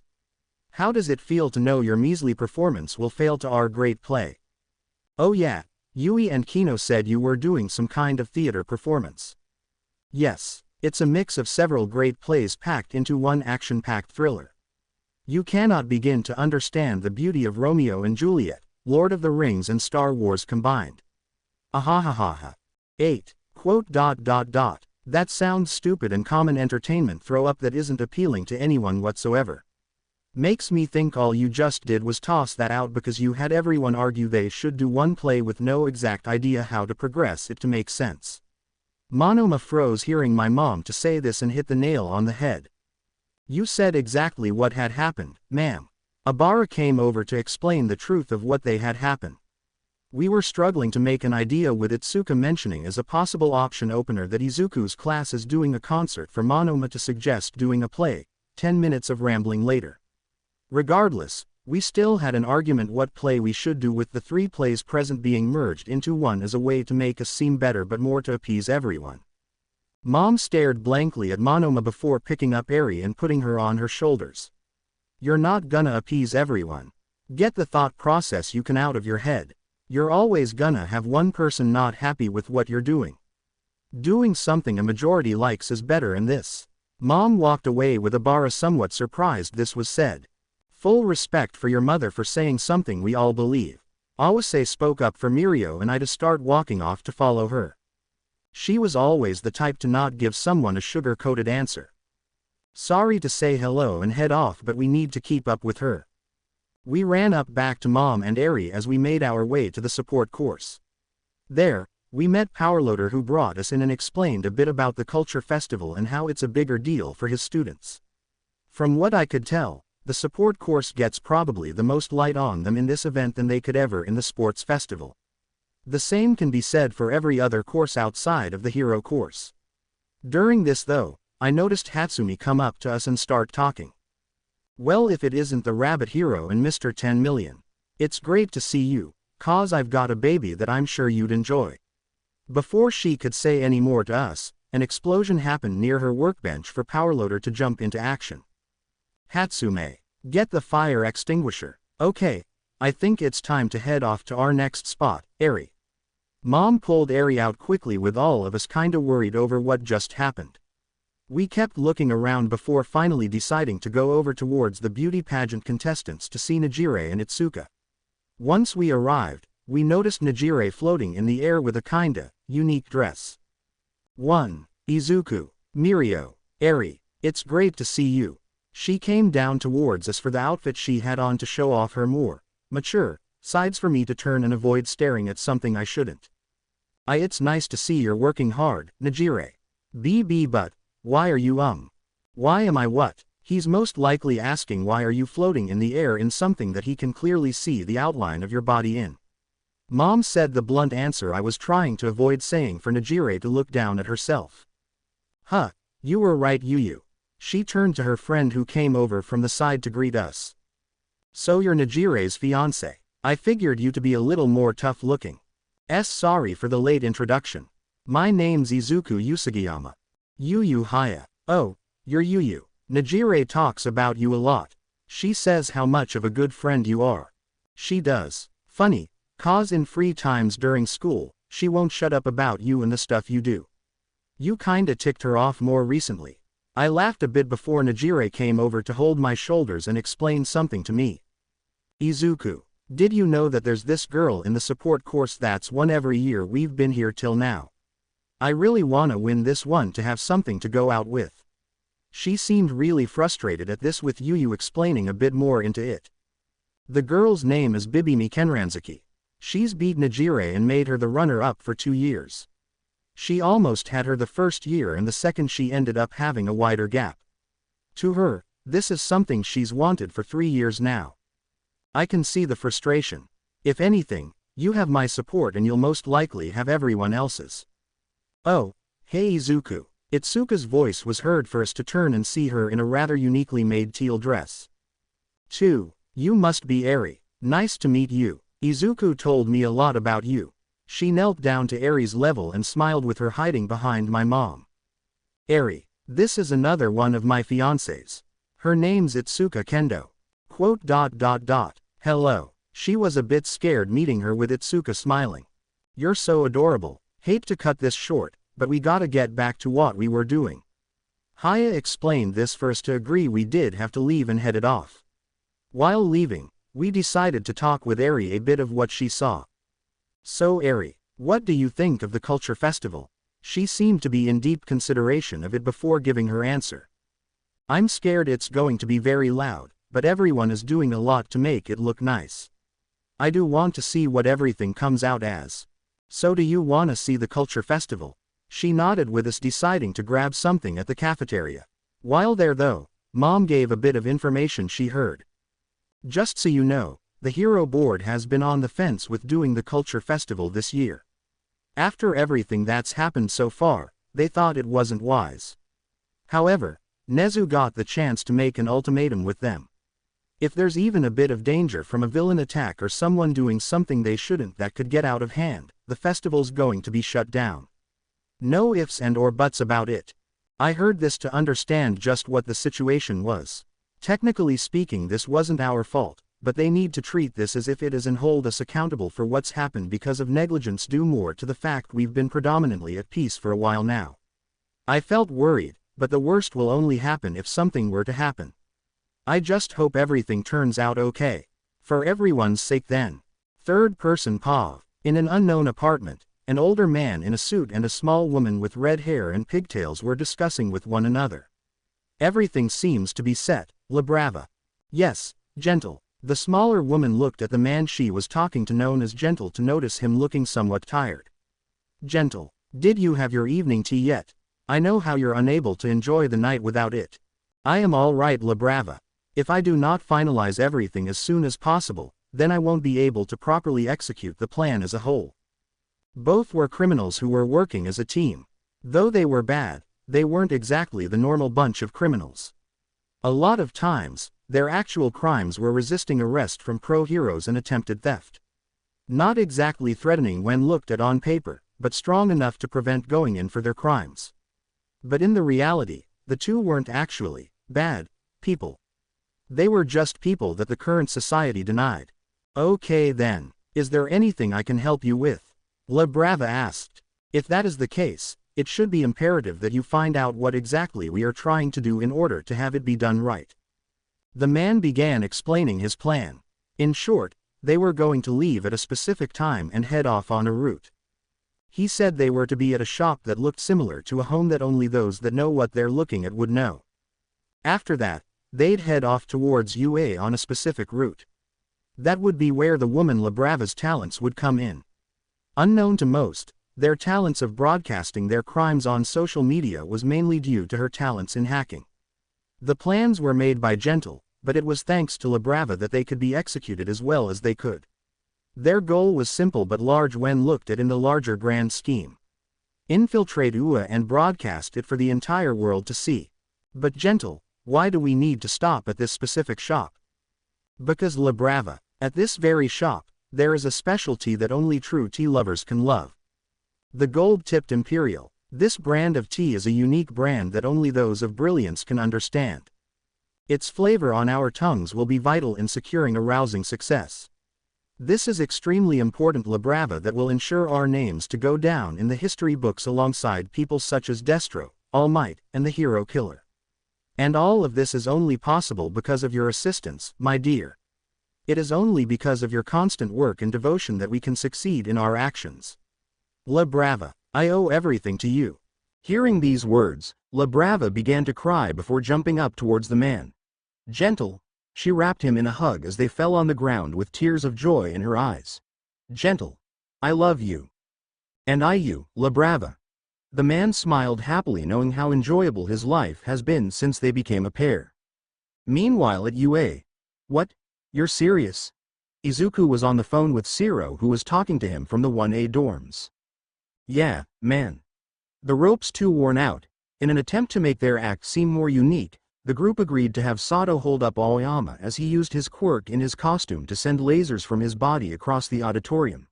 However, their constant use of the rope seemed to reduce the durability to which they couldn't use it without risking the safety of their friend. Any chance Yaomomo is awake to make us a new one? She's asleep right now. Sorry. I can't really make it since I don't know the exact fibers used for ropes and have a broad understanding of how it works. If I was able to, I'd make it. Though I do have to go out in the morning to get something. It's not that big of a deal to make an extra stop at a hardware store. Oh, nice. What are you trying to get? Well, I promised Airy candied apples and I'm not exactly sure if we will have them or not. That reminds me, I may need Sato's help tomorrow in making something. Is he up for you to ask him for me? Oh yeah, he is. One sec. Siro held his phone away from his ear while asking the sugar quirk user. A moment later, he came back to the phone. He said it's not a problem. Just tell him before he's in the middle of something and he shouldn't have a problem. Okay. Tell him I'll probably ask him after the beauty pageant since I want to see Najire and Itsuka perform. Siro smirked on the other line before answering. Don't play ignorant with me. You want to see your girls in sexy dresses. Siro. Izuku blushed with the tape quirk user laughed at the reaction. Alright. I'm heading to bed. Okay. Night. He hung up with Sue sitting on a chair beside him. Siro. Yeah. Apparently the rope we had for Aoyama to do his glitterball trick is too worn. We needed a new one and he wanted to see if Momo could make one. She could make it before the performance. Maybe, but I don't want her to be put on the spot like that. It's not that big of a deal though, I gotta go and get some stuff anyway. Izuku stretched while yawning. I'm gonna head off. You want me to turn the lights off? I'll shut them off when I go to bed. Okay. Don't stay up too long. Night. Izuku kissed Sue on the lips before heading to his bed. As he did, Sue started to blush and show a bit of emotion on her face. Night. Early in the morning, Izuku Pav. I began running as fast as I could down the streets in hopes to find what I needed. Fortunately for me, a hardware store was open for me to get the rope and a convenience to collect what I needed. While I was running, I decided to have an autoplay on for videos.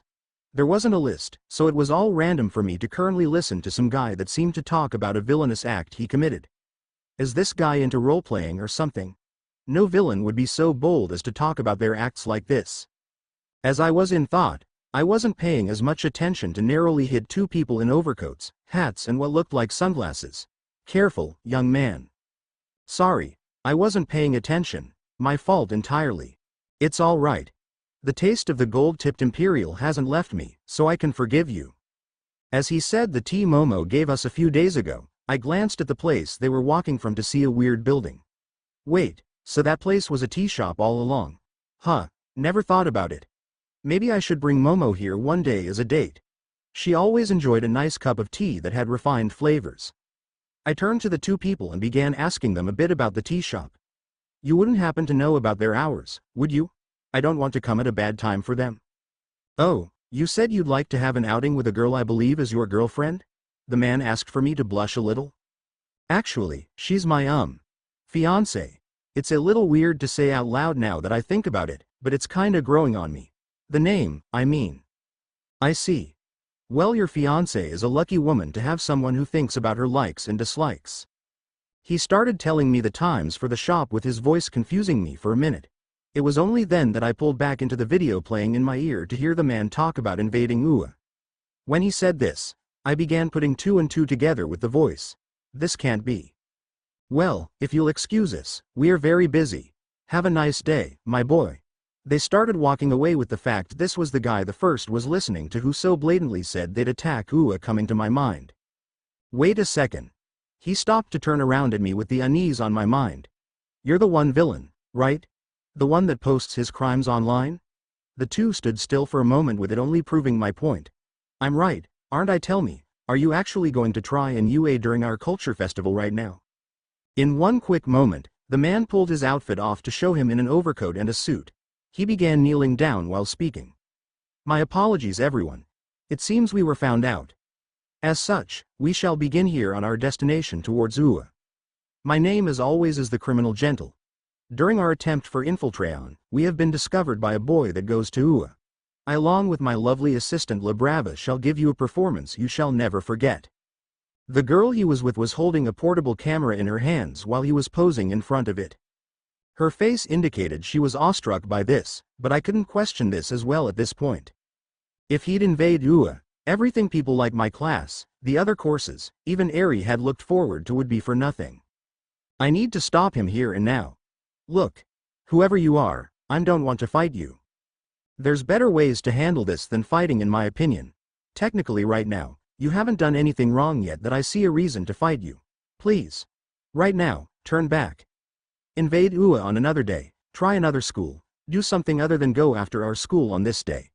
Please. A lot of people are looking forward to this day and we just barely got privilege to hold it. If this is wrong for me to say, I don't care. But please let Ua be for today at least. I appreciate your attempt my dear boy, but I cannot. If I were to do that, all our hard work and planning would be for naught. I hope you can understand. He started to wave his hand as if he was saying goodbye to me for it to confuse me a bit. Sigh, I guess reasoning with you doesn't work. Don't say I didn't try. I took a fighting stance before activating, Rabbit. But just like you, I have a bunch of people that have hard work they are trying to make real that would be wasted if you were to invade today. I hope you can understand and not make this seem too personal to you. I went towards the guy with my right leg winding up and about to kick the man in the side of the face. However, something came in front of me to have it feel like I was on a trampoline or something. What the I was sprung back and hit the concrete for the man to smile at me. My sincerest apologies if I had roughed you up, young man. However, you have fallen for my quirk. Rubber. In short, I can make anything I touch turn to rubber for a period of time. That includes the air. So the thing he did before I attacked, he was preparing for me to make the first move. I felt somewhat like an idiot for trying to defuse the situation in a nonviolent way which caused him to get a second to get the better of me. Farewell, young man. The smaller girl hopped on the man's shoulders as they bounced away. Damn it, I went after him with explosion, while trying to figure out the best method of stopping him. If he's left alone, then that means he'll be able to invade Ua. Even if he's stopped at the gates, they might cancel the festival out of fear of the worst possible outcome. I can't let that happen. I can't let everything everyone worked for go to waste. Third person Pav. As Izuku continued to go after the villain duo, La Brava turned back to notice something important to them. Gentle. I think I've seen that boy before. His name's Izuku Usagiyama, the son of the pro hero Miriko. Is he now? Quite a twist in fate. Gentle laughed a bit at this with La Brava being more worried than him. I'm serious, Gentle. He was able to use a lot of quirks cause of his. I thought his was strange, so I looked it up out of curiosity. Apparently, he can use anyone's quirk as long as they both see each other as a mutual friend at least. That does make things difficult. The two started to descend to a construction site with Izuku getting closer and closer on their trail. "We are taking a small detour." They landed with Izuku doing the same. He walked around a bit trying to figure out where they were. "Look, I don't wanna fight you two, and I'm pretty sure the same can be said for you. You don't seem like entirely bad people. You didn't attack first, so I can only blame me for what happened to a degree. But I need you to not go after Ua. Please, even if I regret it tomorrow, I don't care. I just want today to be peaceful for people that deserve it more than me. I can relate to you, my dear boy. I truly can. But I cannot follow what you wish." Gentle came from behind a metal beam on top of a building project with Izuku getting in a jumping position. "He's probably planning for me to use the same attack I did before. I'll surprise him and go right for him before using explosion to reverse my trajectory and land on the beam before using Black Whip to bind him and avoid problems. The quicker this is done, the better." Izuku went right for Gentle for him to calmly stand there with it, reassuring Izuku's belief. He gave an explosion to change his position to land on the beam. However, it seemed to be similar to a springboard to bounce up and nearly hit a beam if he did not react and adjust himself at the right moment. You catch on quickly to not fall for the same trick twice. But you failed to assume that I may not have already touched the beam. I expected more from a student of Ua. Now, how are you going to defeat me if you cannot touch me? Izuku glared at the man in frustration, understanding that if he wanted to end this fast, he needed to find a way to outsmart the man. "Itsuka Pav, as the culture festival started, I was able to have Reiko help me out a little. Alright, looks like that one seam that was broke should work now. But why exactly are you trying to break bricks in a dress? Well, not every form of femininity fits with me. And besides, there's different kinds of elegance. Ha ha ha, it's almost amazing seeing you in a dress, Kendo. You almost look like an actual girl." Monoma began barging in to start his normal rants, with it somewhat annoying me more. "Did he just say I almost look like a girl? Why did you just barge in here? She could have been changing." Reiko continued to help out where she could. As she did, I heard someone come up towards us to see Najire. "1. Oh wow, Itsuka, you look amazing in that dress. I'm sure Izuku would love to see you in that." "Thanks. Likewise. It definitely suits you. Really, I was a little worried it wouldn't look as good on me as it does." We actually had a decent conversation, with Monoma continuing to try and mouth off before seeing Himiko come over to us. "Hey, have any of you heard from Usagiyama? Katsuki keeps trying to call him, with it going to voicemail." 1. Not since this morning. I heard he was going out to get something for your class. Outside of that, no. I tried to think of what exactly he went to get, to remember he said something about a hardware store and a convenience store for some stuff. Oh, by the way, that kimono looks amazing on you. I almost didn't recognize you. It does, right. I gotta thank Grandma for keeping this in good condition. She said it was a gift from her grandma and she wanted to keep the tradition going. Sometimes a tradition like this is an amazing thing to have. Ha ha ha, you think some stupid little getup will make you look more feminine than you actually are. You're just a showboat that wants to pretend she's more pretty than she actually. A knife flew beside Monoma to clip some of his hair and hit the wall for all of us to slowly turn to Himiko. Oh, my, did that slip out of my hand? I really should be careful I don't lose all my knives before my event. She snickered a bit, with a scary aura coming off her, for Monoma to get the idea and run as fast as he could out of here. That's more like it.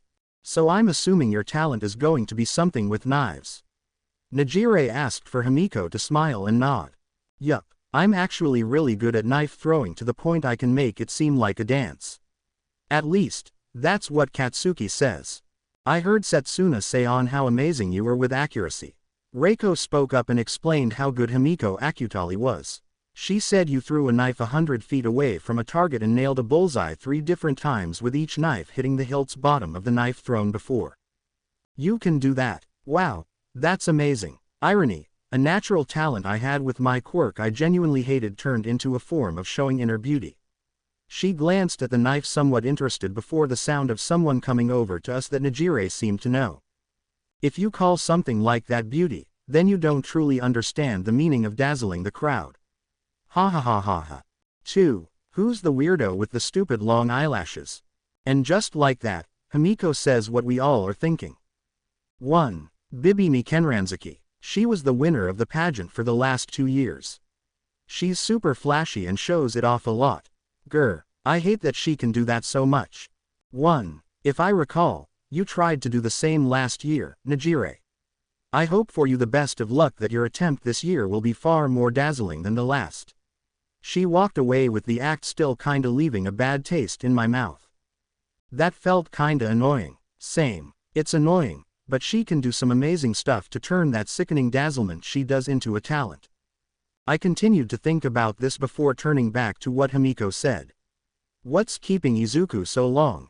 With Izuku, third-person POV, Izuku had watched Gentle as he jumped from beam to beam of the building in process trying to find a way to hit him.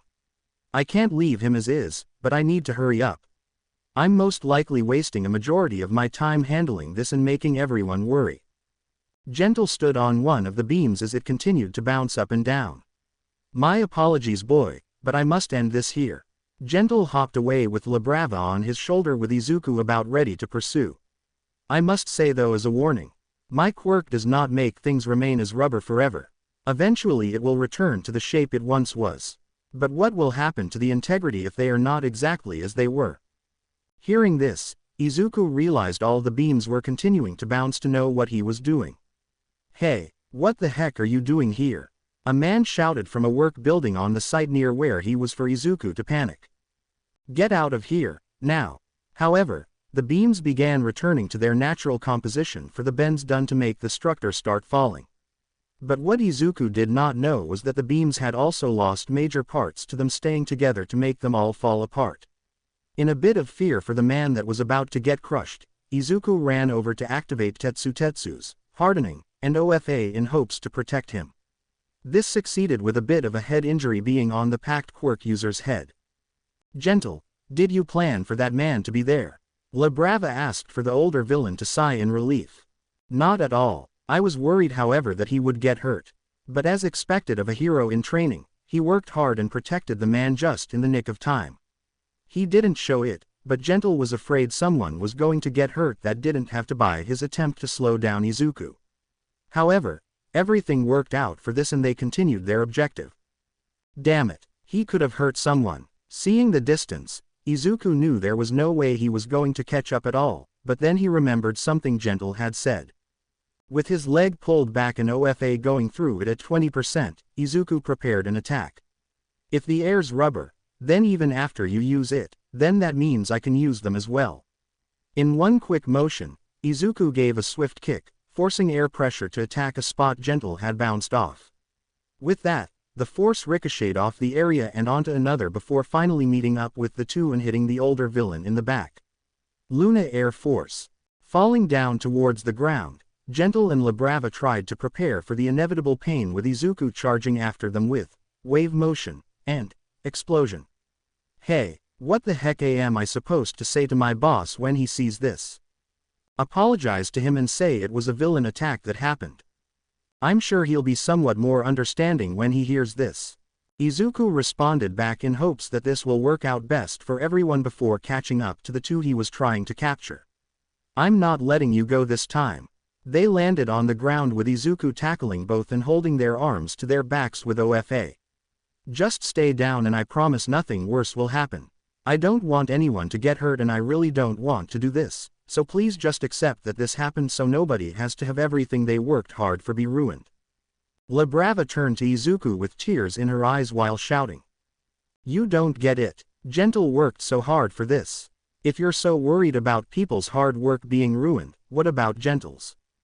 Quote. She began listing off things that Gentle had done in abstinence so that they could do what they've been trying to do today. Gentle had worked so hard. Ever since he decided this, he's missed his afternoon teas that he loves to have, has hardly eaten, the amount of times he's worked till he was so tired and fell asleep while making it. It's just too much. I can't let Gentle fail here today. If you genuinely cared for what people had worked hard for be brought to ruin, you'd let him do this. 1. Izuku felt bad. He actually had seen some videos of the criminal Gentle do what he deemed crimes. He wasn't terrible and his heart went out for him for doing something so dangerous and working hard to make a dream he may have had a reality. But unaware to Izuku, Gentle never desired to do any of this when he was younger. Just like Izuku, he wanted to become a hero. Sadly, he failed the provisional 4 times in his high school where they kicked him out to save credibility. After, he tried to work hard and become an honest-to-good civilian who worked a normal job.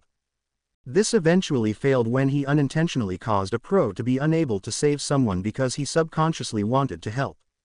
This ended with the man in the accident getting seriously hurt and Gentle being brought up on the charges of obstructing hero work, which led to his family paying the medical bills of the hero and man. This led Gentle to be disowned by his family. Eventually, he came upon an old classmate who had become a big hero.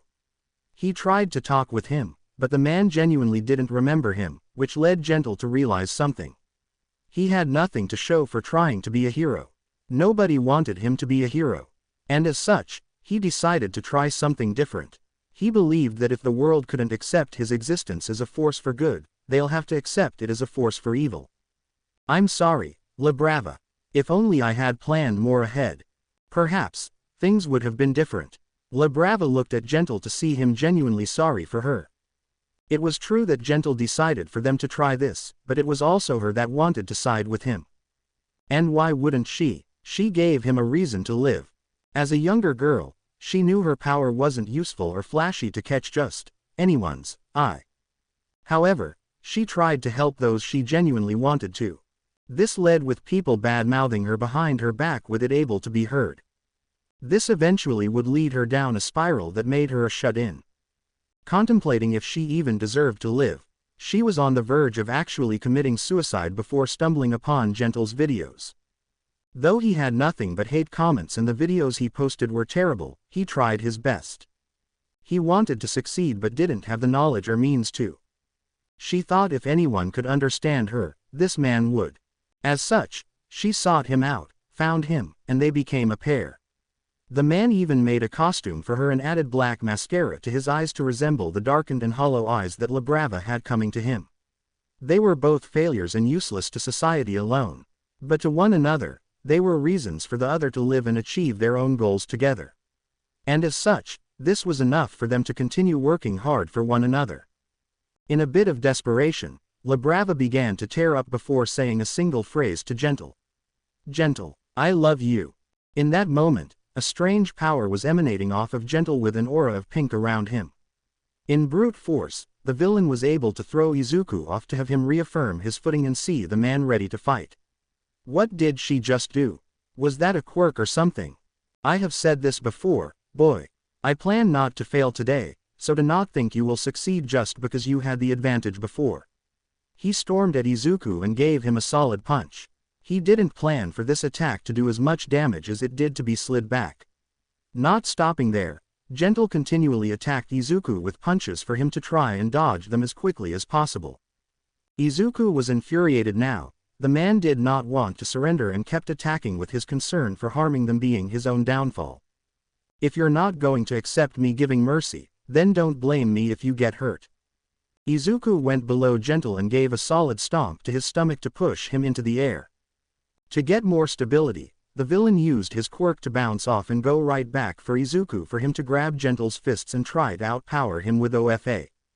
The two faced off with Izuku pulling his head back and using hardening to make his head solid as a rock and slam into Gentle's. This forced him to wince in pain and give Izuku a bit of leverage to knee him in the gut and slide him back. That's it. If you want to invade UA and treat everything we've worked hard for with little respect after I've tried so hard to give you leniency, then don't blame me for the final outcome. Third person POV. Izuku and Gentle continued their brutal assault on one another as they traded blows. The force of Izuku's kicks sent shockwaves that pushed La Brava back. I need to get him away from La Brava before he hurts her. Seeing what was happening, Gentle tried to tank a kick from Izuku as he realized what was happening as well. If I don't move this away from the woman, she might seriously get hurt. Using forward momentum he had, Izuku flipped over Gentle and landed on the ground. He held his hands out and shouted loudly. Power output 80%. Packed move. Tsunami strike. The attack of wave motion. sent Gentle flying away from the area and indirectly helped avoid bringing Labrava into the fight. Seeing this happen, Gentle noticed Izuku was sending him closer to the school, which confused him. The boy wanted to prevent me from entering the school. Why is he doing this? Realizing he was getting away from Labrava, who was in the opposite direction, the villain thought about the possibility. Did he realize Labrava was in danger as well? Did he do this to help her? He was stopped in his train of thought when a downward axe kick to his head slammed Gentle into the dirt. The older man ranked the hit and lifted Izuku's foot up. "I am not beaten yet, young man. Not by a long shot." As he said this, Gentle used his quirk to turn the air under Izuku's foot into rubber to have it propel back and pull the packed quirk user away. "I gotta find a way to take him down quickly. I'm running out of time." Izuku ran towards Gentle, picking up a few pebbles and then using size as he threw them to turn into boulders. Gentle turned the air in front of him into rubber to push them back. These were, however, a diversion, as Izuku came behind with Rabbit to give a OFA 20% kick to the side and send the older villain into a tree. If this is that one woman's quirk, there has to be some kind of limit. As Izuku and Gentle continued to fight, Labrava ran as fast as she could towards UA's gates. Gentle won't be able to handle the Usagiyama boy for long. His power isn't going to last long. It'll eventually run out. Labrava panicked as they used their trump card for an escape just to handle Izuku. However, she had her own task that if they even had a shred of hope for success, it would have to be done while Izuku was preoccupied. "All I need to do is get close enough to the school so I can hack in. Once that's done, Gentle can succeed with his goal." As she reached the position she needed, she stopped immediately, noticing Hound Dog. "Oh no. Sniff sniff grr, who's there?" With Izuku and Gentle. As the two continued their battle, it seemed as if Gentle was able to get the upper hand and give a solid punch to Izuku's gut.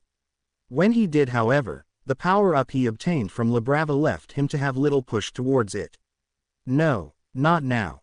Realizing the hesitation, Izuku grabbed the man's arm and judo flipped him over his shoulder and held him down with his arm bent around. "I'm sorry this had to go down the way it did. But I need you to surrender now. I don't know how your friend's power works, but I'm assuming there's a limit, or else you'd have used it on me when we started. Just give up now. If you do, then maybe the law will be more lenient on you." Gentle remained silent, with it irritating Izuku more. "Don't you want to have a life with that woman? She stuck her neck out for you like that just to help you, so why don't you do the same for her?" Gentle looked at Izuku as he began ranting. "Care and love are mutual. She cared so much for your dream that she'd risk all this. So why don't you try and do something for her and make it a point to help her? Isn't that what someone should do for a person that loves and respects them?" As Izuku shouted, Labrava came running back towards them. "Gentle, the heroes are coming." She panicked, with Izuku's thoughts echoing in Gentle's mind. "The boy is right. I apologize, Labrava. I have been very selfish in denying you of the same love and support you have given me." Using his free arm, Gentle made the ground rubber to push Izuku off him. With all the man's strength, he threw Izuku into the now rubber ground and sent him flying away. "What the?" He couldn't respond fast enough as he witnessed Gentle go and grab Labrava and bring her into a hug. Hound Dog and Evioplasm came to their location, with the man refusing to look at them. "It's too late for me, but it isn't for you. Please live your life how you deem it, Labrava. I am the criminal known as Gentle, and I surrender." Both pros stood over the man, with him beginning to go down the list of crimes he has committed. "I have committed theft, resistance of arrest, illegal quirk use, obstruction of pro hero's work." "Gentle, no." Labrava looked at the man she cared for as he calmly explained his wrongdoings. "I had come here in hopes to invade Ua, but had stopped myself and decided to turn myself in. But out of all my crimes, my worst is the kidnapping and corrupting of my assistant Laminami Iba." Hearing Gentle say this, the woman started to tear up and fight back against his claim. "No, he didn't force me to do anything. I joined him of my own free will. Please. Gentle would have never done any of this without my help. I deserve to be locked up more than him. Leave him alone." Labrava. Gentle felt the weight of his comrade's words and was touched. He hugged her in hopes to apologize, with Ectoplasm walking up to them. "These are very serious charges you have confessed to. Are you prepared to take the consequences of them? I am. Gentle smiled calmly with Hound Dog smelling something in the air. Wait a second. I smell a third person's scent here. Sniff sniff, it's a student. It was only Labrava and I hear the entire time. Hound Dog grabbed Gentle and held him up to his face. Don't lie to me. Where is the student? Fess up. As he shouted this, Izuku came out of the bushes dirtied and a little bloodied up from his fight with Gentle. Hound Dog walked right up to Izuku and glared at him. Did you fight this man? Overhearing what he said, Izuku looked at Gentle to know what he was trying to do for his comrade. Yes, but we settled everything. Everything was handled. Izuku stared at Hound Dog with him glaring at Izuku in rage. As it happened, Cementos got in touch with the animalistic pro on a comm link. Hound Dog, you said you spotted a disturbance, what was it? Hound Dog looked at Izuku and the two villains for a moment before speaking back. Just a few internet streamers. Nothing serious. Keep the culture festival open. There isn't anything dangerous happening to require it shutting down. When this was said, Izuku smiled a bit with ectoplasm having a clone tie both Gentle and Labrava's hands up and bringing them down to the local station. As this happened, the pro looked at Izuku. Isn't Class A supposed to be doing a performance soon? Ah, I forgot. I gotta go get my stuff. Izuku ran as fast as he could with engine towards the street he had. Fortunately, there wasn't anyone on the streets yet for it to be easy for him to get his belongings and head back. As he did though, Izuku thought about Gentle and his will to succeed in what he wanted to understand it well. Gentle, you were an amazing opponent. 30 minutes later at the auditorium, Kyoka Pav. Just where the fuck did he go? The next town over. Bakugo started shouting as we still had no word back from Izuku. I was starting to get worried as I kept trying to call him along with everyone else in our class. I was starting to think something bad happened. This is my fault. If only I'd have stayed up a little longer. It's not your fault, Yaomomo. We should have checked the equipment more carefully. Shoji was a little uneasy with something catching our ears. You hear that? Ochako poked her head up with excitement as she noticed something run towards us to smile. Izuku's coming. Izuku stopped right in front of us using Ida's quirk. His head was wet for some reason. Took you long enough. Are you trying to make all of us worry? Sorry, Kachan. Something came up. Bakugo glared at Izuku as he shook his hair of water. I got tripped up in a spill at the store and I had to run and get a shower. My bad. TCH. Whatever. At least we don't have to think of a last-minute change-up. We're on in 5 minutes.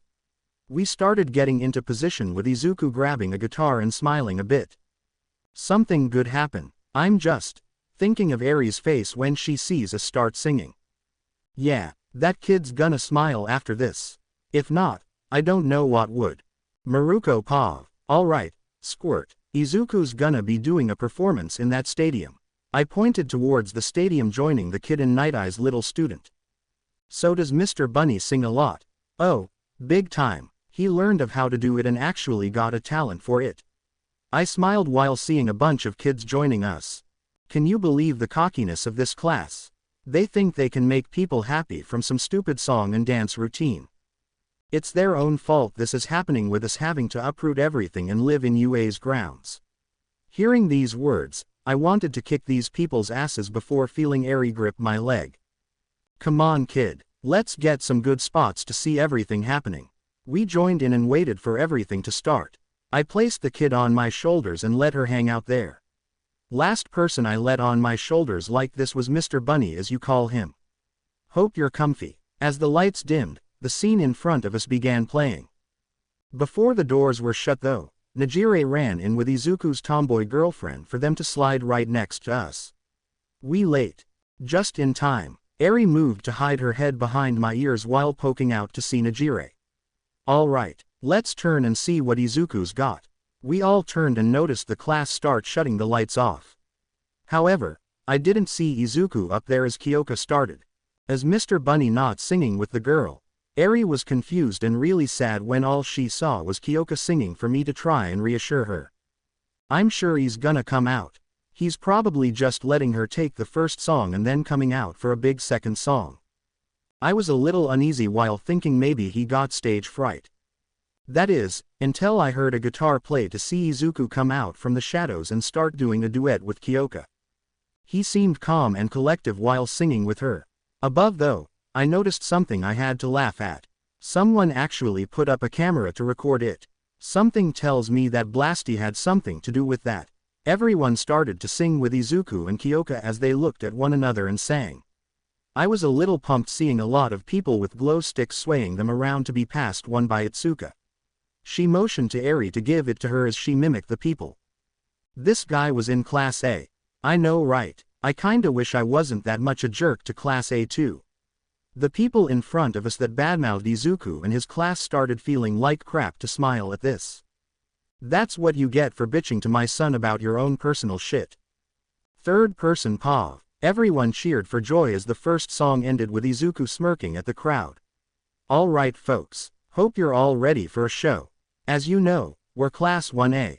I hope you all like this one. The next song began with Momo playing the keyboard in front her with Bakugo slamming on the drums to make everyone feel the rhythm flow. Everyone smiled at this with the members starting to dance along to the song. Ochako and Sue had Mina spring up and smile at everyone while spinning in the air.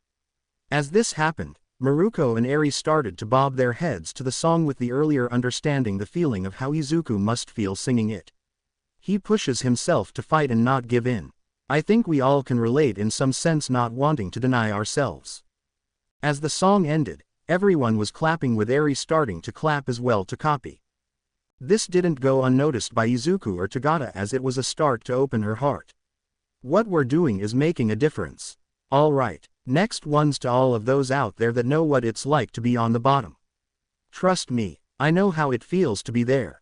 But now, I'm at a spot where I couldn't have been because I kept moving and took all I had to. Izuku started playing with the crowd remaining silent with the dancers of the class clapping. Izuku began smiling as he sang. Looking into the crowd, he saw Eri stare at him while he said he did just as many difficult things as her.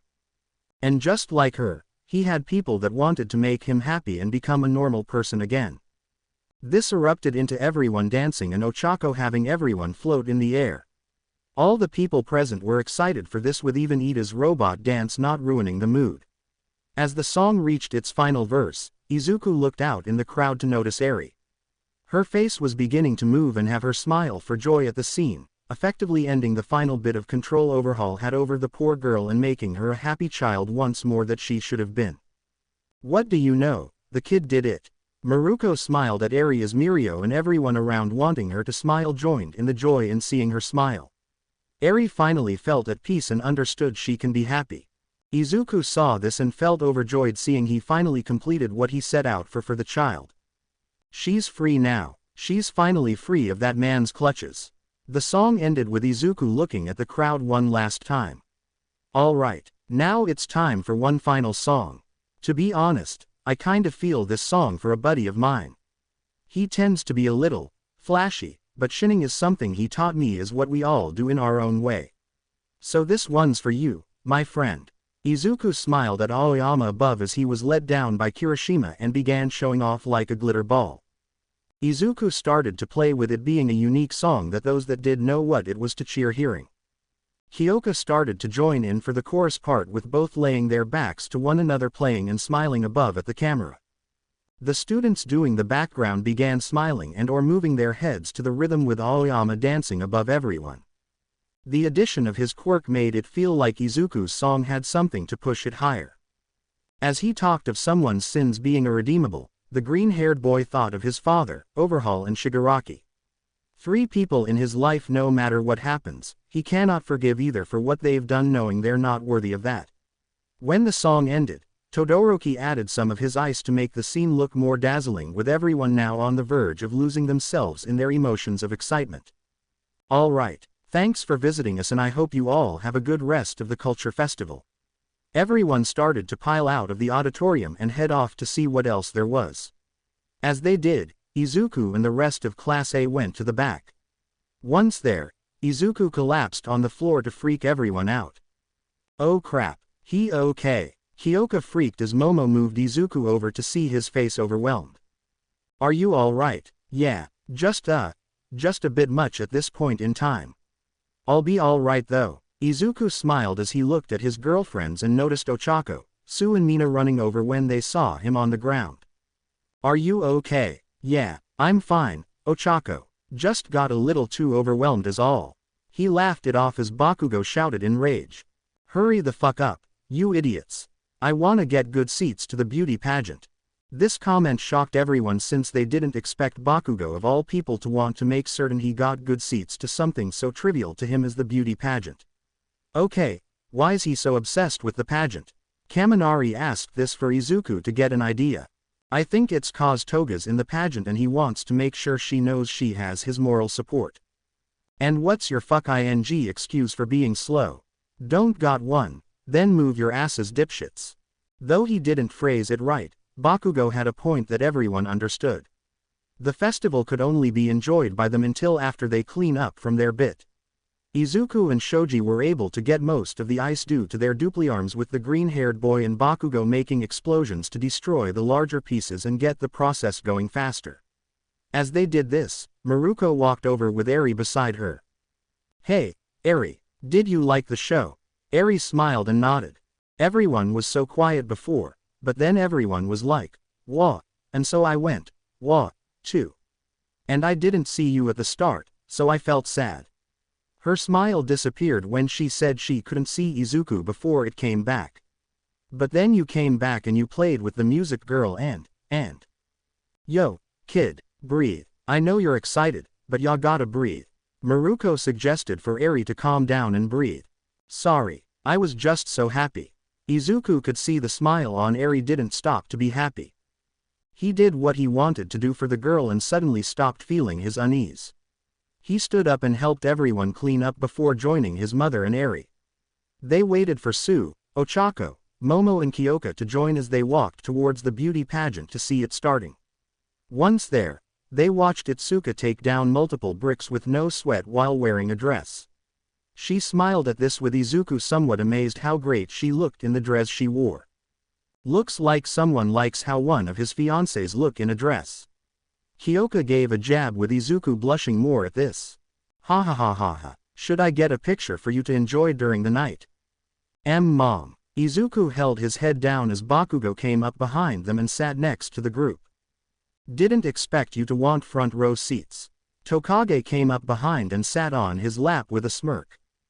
Himiko would never let him live down if he ignored her performance. As they heard this, the blonde came out wearing an old Japanese kimono to seem somewhat refined. However, there were targets of apples set up with some even having things blocking a direct hit.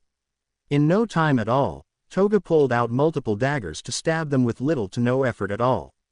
Most were impressed by the dead center shots, but all were awestruck when they witnessed the blonde hit targets through ricochet means and ones where the precision had to be perfect. When all targets were hit, she bowed at everyone and calmly left the stage. Unbelievable folks, Himiko Toga has shown to us the beauty of being precise and deadly while being so refined and maintaining an elegance nobody can overcome. I didn't know she was that good with knife throwing. Sue was shocked as Togake looked down and smirked looking over to Bakugo.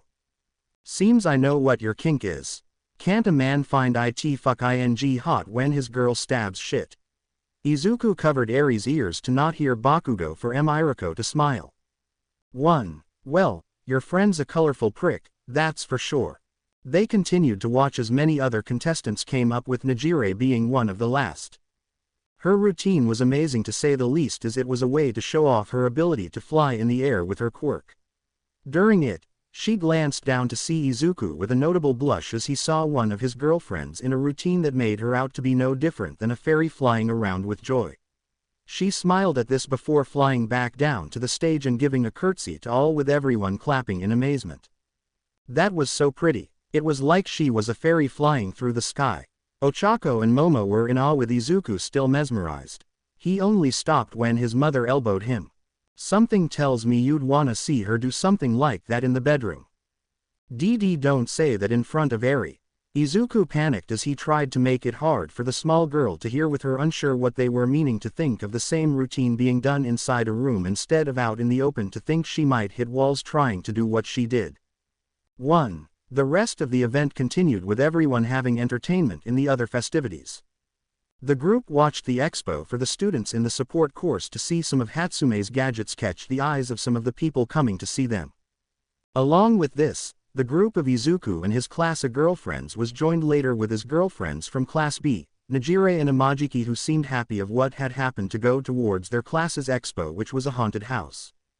It scared the timid third year to death, with it strangely not affecting Eri as much to just blankly stare at everyone trying to do jump scares at her to somewhat creep them out. When the results of the Culture Festival's pageant were revealed, everyone watched as Najire had claimed the crown that she worked hard for each year she was Inuit to attain. Everyone in the group cheered for her, with Najire over the moon finally attaining what her hard work wanted. The sun soon started to set as the group had to say goodbye to Eri. "Well, Eri, I hope you had a good time." Tagata smiled at the small girl who seemed happy herself. "Yeah, I liked this. I also liked seeing what everyone worked so hard to see. Oh yeah, I almost forgot." Izuku held a look of shock before going into a bag he had to pull out a candied apple that he had covered. He knelt down to Eri and handed it to her. I didn't know if there would be a candied apple stall made or if one would even be here, but I talked with a friend of ours who knows about sweets and he walked me through the ropes of making them. I'm not certain it's to a level he'd make, but I thought it came out good enough that someone would like it." Eri gripped the sweet as Izuku pulled the wrapping off for her to lick it and enjoy the sweet flavor from it. "It's sweet." Izuku saw the smile on Eri as she was walked back to the car Aizawa had. While they were waving goodbye, Miriko looked at Izuku with a smile. "You'll be a good daddy someday." What? Izuku panicked, with all his girlfriends going red at this thought, with Miriko smiling and walking off towards the exit too. At the police station, after being brought in by Hound Dog and explaining the situation to the police, they looked at the records for both Labrava and Gentle. They were interrogated separately, with the cops trying to get the villain's assistant to help them. They really didn't have anything incriminating for her to deem more than just an onlooker who didn't ever pose a threat to anyone, even though she was part of the raids, but still technically an accomplice if one would want to get technical. Meanwhile, Gentle was looked at with a few more unfavorable charges that the cops were looking at. "Okay, so you are wanted for several attempts for theft. Though you backed out after they were made, you still technically did them." The gorilla-looking cop looked at his record to see Gentle wasn't a bad person, but more a person who their country and system had left out in the curb. "Since you came in willingly and the people that were hurt were merely done by you acting in self-defense more than anything, I think we can at least be a little more easier on you. But you are facing serious charges. You are aware of that, right?" "I know." Gentle held a look on his face, knowing he was morally defeated. The cop knew some of the things that drove him down this route were problems that stemmed from bad choices their hero society had done for those that don't fit molds they made, but still couldn't let him go just because of that. "All right, so how about this? We can get you a lighter sentence as a way to make up for what you willingly did during your capture and the fact you weren't staying to your crimes so much. Your lack of hurting innocent civilians is also part of how we can do this. Nobody that didn't attack you was harmed directly or indirectly due to your actions. So let's talk about this a little more over tea and a possible way for you to become a hero when you get out in a few years. People like you who have amazing skill over their quirks would be better off on our side than rotting in jail, don't you think?" Gentle was so excited to hear this to smile and make a request for tea. "If that's so, then I'll have the golden tip imperial. You're getting the instant crap like I have too." 2 years later, Izuku Pav. Over 2 years passed since the Culture Festival, with a lot happening since then. The League attempted a final brawl with us to have it result in an all-out war. During it, Shigaraki found a way to attain power similar to AFO. Fortunately, it wasn't strong enough to overpower us and have us succeed.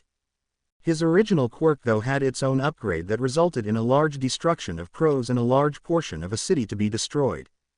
If we're being honest, the fact most civilians were away from it was nothing short of a miracle. In addition to the original members of the League, a group known as the Paranormal Liberation Army had made itself known and caused its own problems. Fortunately, my quirk gave everyone a chance to survive, with some unlikely allies wanting to assist us. We won, but we did have great costs. The number of pro-heroes dropped down to an alarming number. Ms. Midnight was counted in the loss along with some top-ranked pros. Mom even lost an arm during this to just get an opportunity to stop some damage before it came. Sadly, this failed and nearly cost all of us, including Japan itself, becoming victims to the League. 1. As the dust of the battle settled, the world saw me stand over the defeated Shigaraki, who, in my own weakness to my anger, snapped his neck for stabbing Kachin in the stomach. Afterwards, I incinerated his head from what I was told with explosion, and half hot, half cold. It scared people, but overall they understood with the damage done there was no going back from this outcome. The League and Shigaraki wouldn't come in willingly and thus needed to be stopped no matter what. All I could think though was if this really was the best action at the time. In the end, I was known in Japan as the hero who stopped the revival of a new Demon King. To be honest, I kinda hate this title but didn't speak out because the society we had needed something to keep the trust of the pros. Wasn't a fan, but accepted the name now because of that. Currently, we're all sitting in caps and gowns waiting for Nezu to give a final speech to us for our graduation. Hello and thank you all for your 3 years of hard work and dedication. I will not lie and say that this batch of students have been through quite a bit in their first year.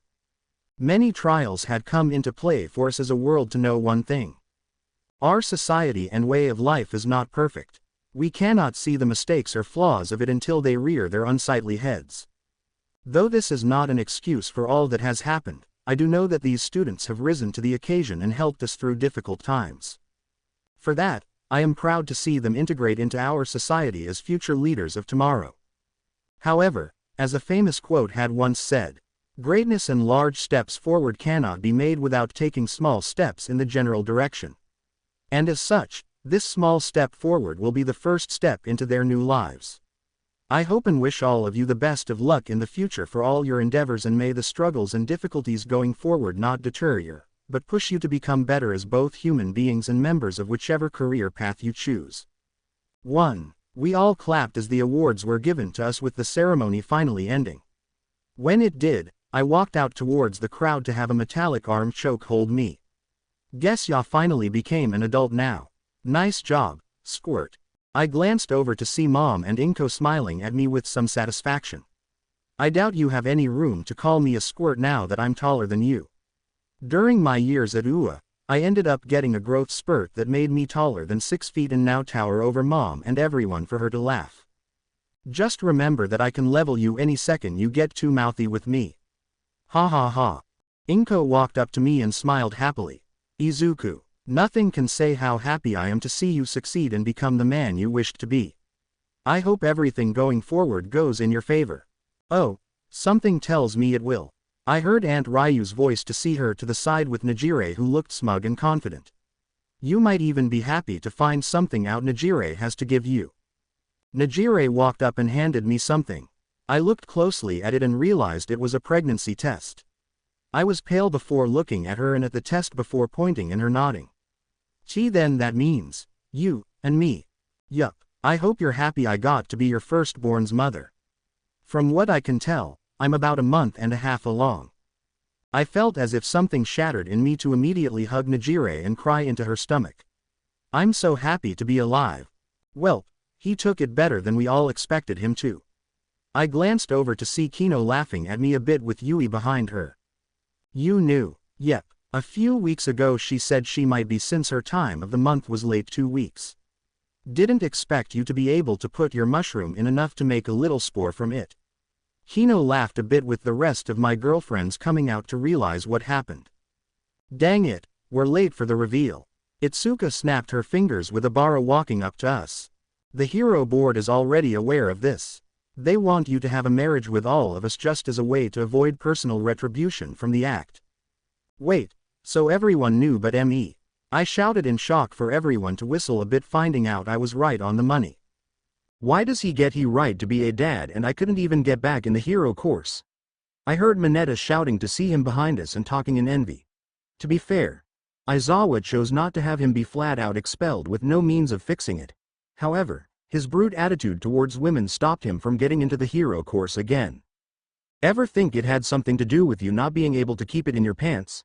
How many students did you harass while in this school? Kyoka asked for Mineta to stare at her. I know I haven't done anything to you. Pony kicked Mineta across the area with some confusion. Sorry. I thought you were a football. Getting back up, Mineta lost his patience with us. Just cause you've got a bunch of girls fawning over you hand and foot, doesn't mean you should look down on me. I have just as much a right to be in your shoes as you.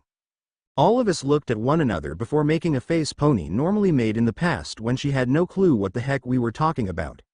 It consisted of tilting her head to the right a bit, giving a blank stare and following up with a, huh? I know only one of you has problems with JAPANESEAHHHH. He was punted down the hall by Kachin, who seemed a little less entertained by his antics. Dumbass. Now. Don't be rude, Kachin. He was followed by Toga and Tokage, with the latter leaning on his shoulder with a grin that rivaled Mr. Aizawa's waiting for something. 1, crash, and that's a window. That's a new record, I gotta say, for midget punting. She started laughing, with Aunt Mitsuki and Uncle Masaru snickering to the side before walking up towards us. Alright, Katsuki. I think it's time we head home. You still have to pack, right? Pack? I questioned for Kachin to mention. Me and the girls are going off to America. There's a hero agency that wanted me and said they'd enlist me the second I graduated. I asked if they'd want to bring on Setsuna and Himiko, with them being fine with it. Just you wait, Izuku. I'm gonna be the #1 in the US, so you better do the same here with being the top hero in Japan. Once that's done, we'll finally settle who's better between us, and then I'll finally show I'm the best, so don't slack off. Kachin, his parents and girlfriends walked off for it to be just our group again. Strangely enough, I like his logic. Gives you something to look forward to. Ochako smiled at this while punching the air. Such sinful language, though. Abara held a look of discomfort before Mina made a disturbing comment. I hear worse from you in the bedroom. Mina. We all panicked at this, with everyone's parents coming up soon after. Anyway, let's go. Y'all gotta pack too. You said the government wanted you to move in today? Mom brought me back to reality with remembering what the Japanese government had set for us. Oh right. You all have the address of the home, right? I asked the girls for them to nod. Awesome. I should be there around 6 with the smaller things packed up. Tomorrow starts hard work for us. And by hard work, you mean having you and Ochako make everything weightless to have it fit where it's supposed to be. Momo pointed this out for me to nod, basically having her hit the nail on the head. Since our marriage was required by the government, they allowed us to live in a nice home in exchange for being part of it. We do, though, have to go right into the hero workforce, though under a new agency known as Wolf Pact, but that's not a problem for us. Alright.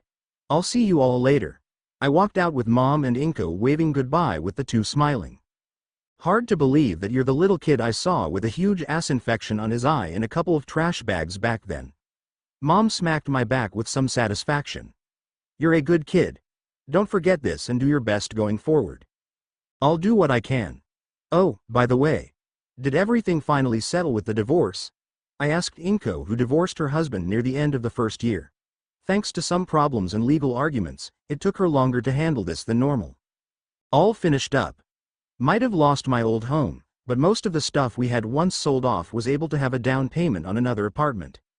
Not the greatest, but it works. She showed a prosthetic ear on her right side with little to no problems.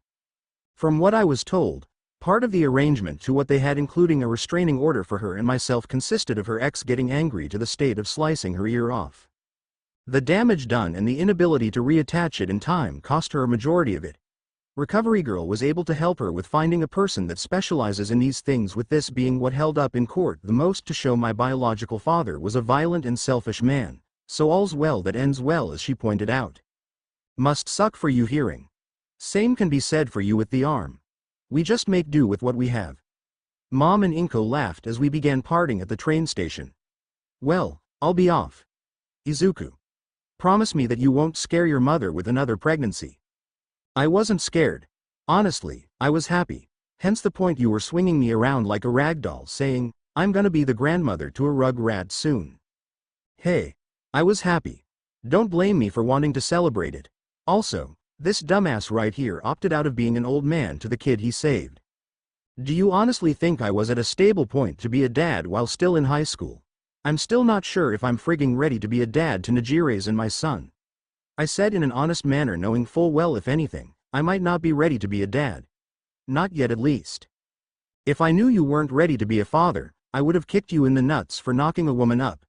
But keep in mind that you'll be dragon jerky if you ever try to run away from Najire. I stiffened, realizing that Aunt Ryu would probably kill me if I left her sidekick pregnant with our child because of my timidity. Anyway, I hope to hear from the both of you soon. Inko got on the train and started heading off. Once she left, I looked at Mom, who had the normal idiotic look in her eyes when she wants to be childish. Wanna race home? Why must we do this? 'Cause it's fun. Ready, go. Mom pushed me and began jumping towards our home. I didn't say anything to this and continued on after her. I don't know what's in the future, but all I know is that as long as I have the people that love and care for me by my side, I'll face whatever problems head on. The end. I hope you guys enjoyed this video. Please make sure to like and subscribe to the channel, and now we will see you in the next video.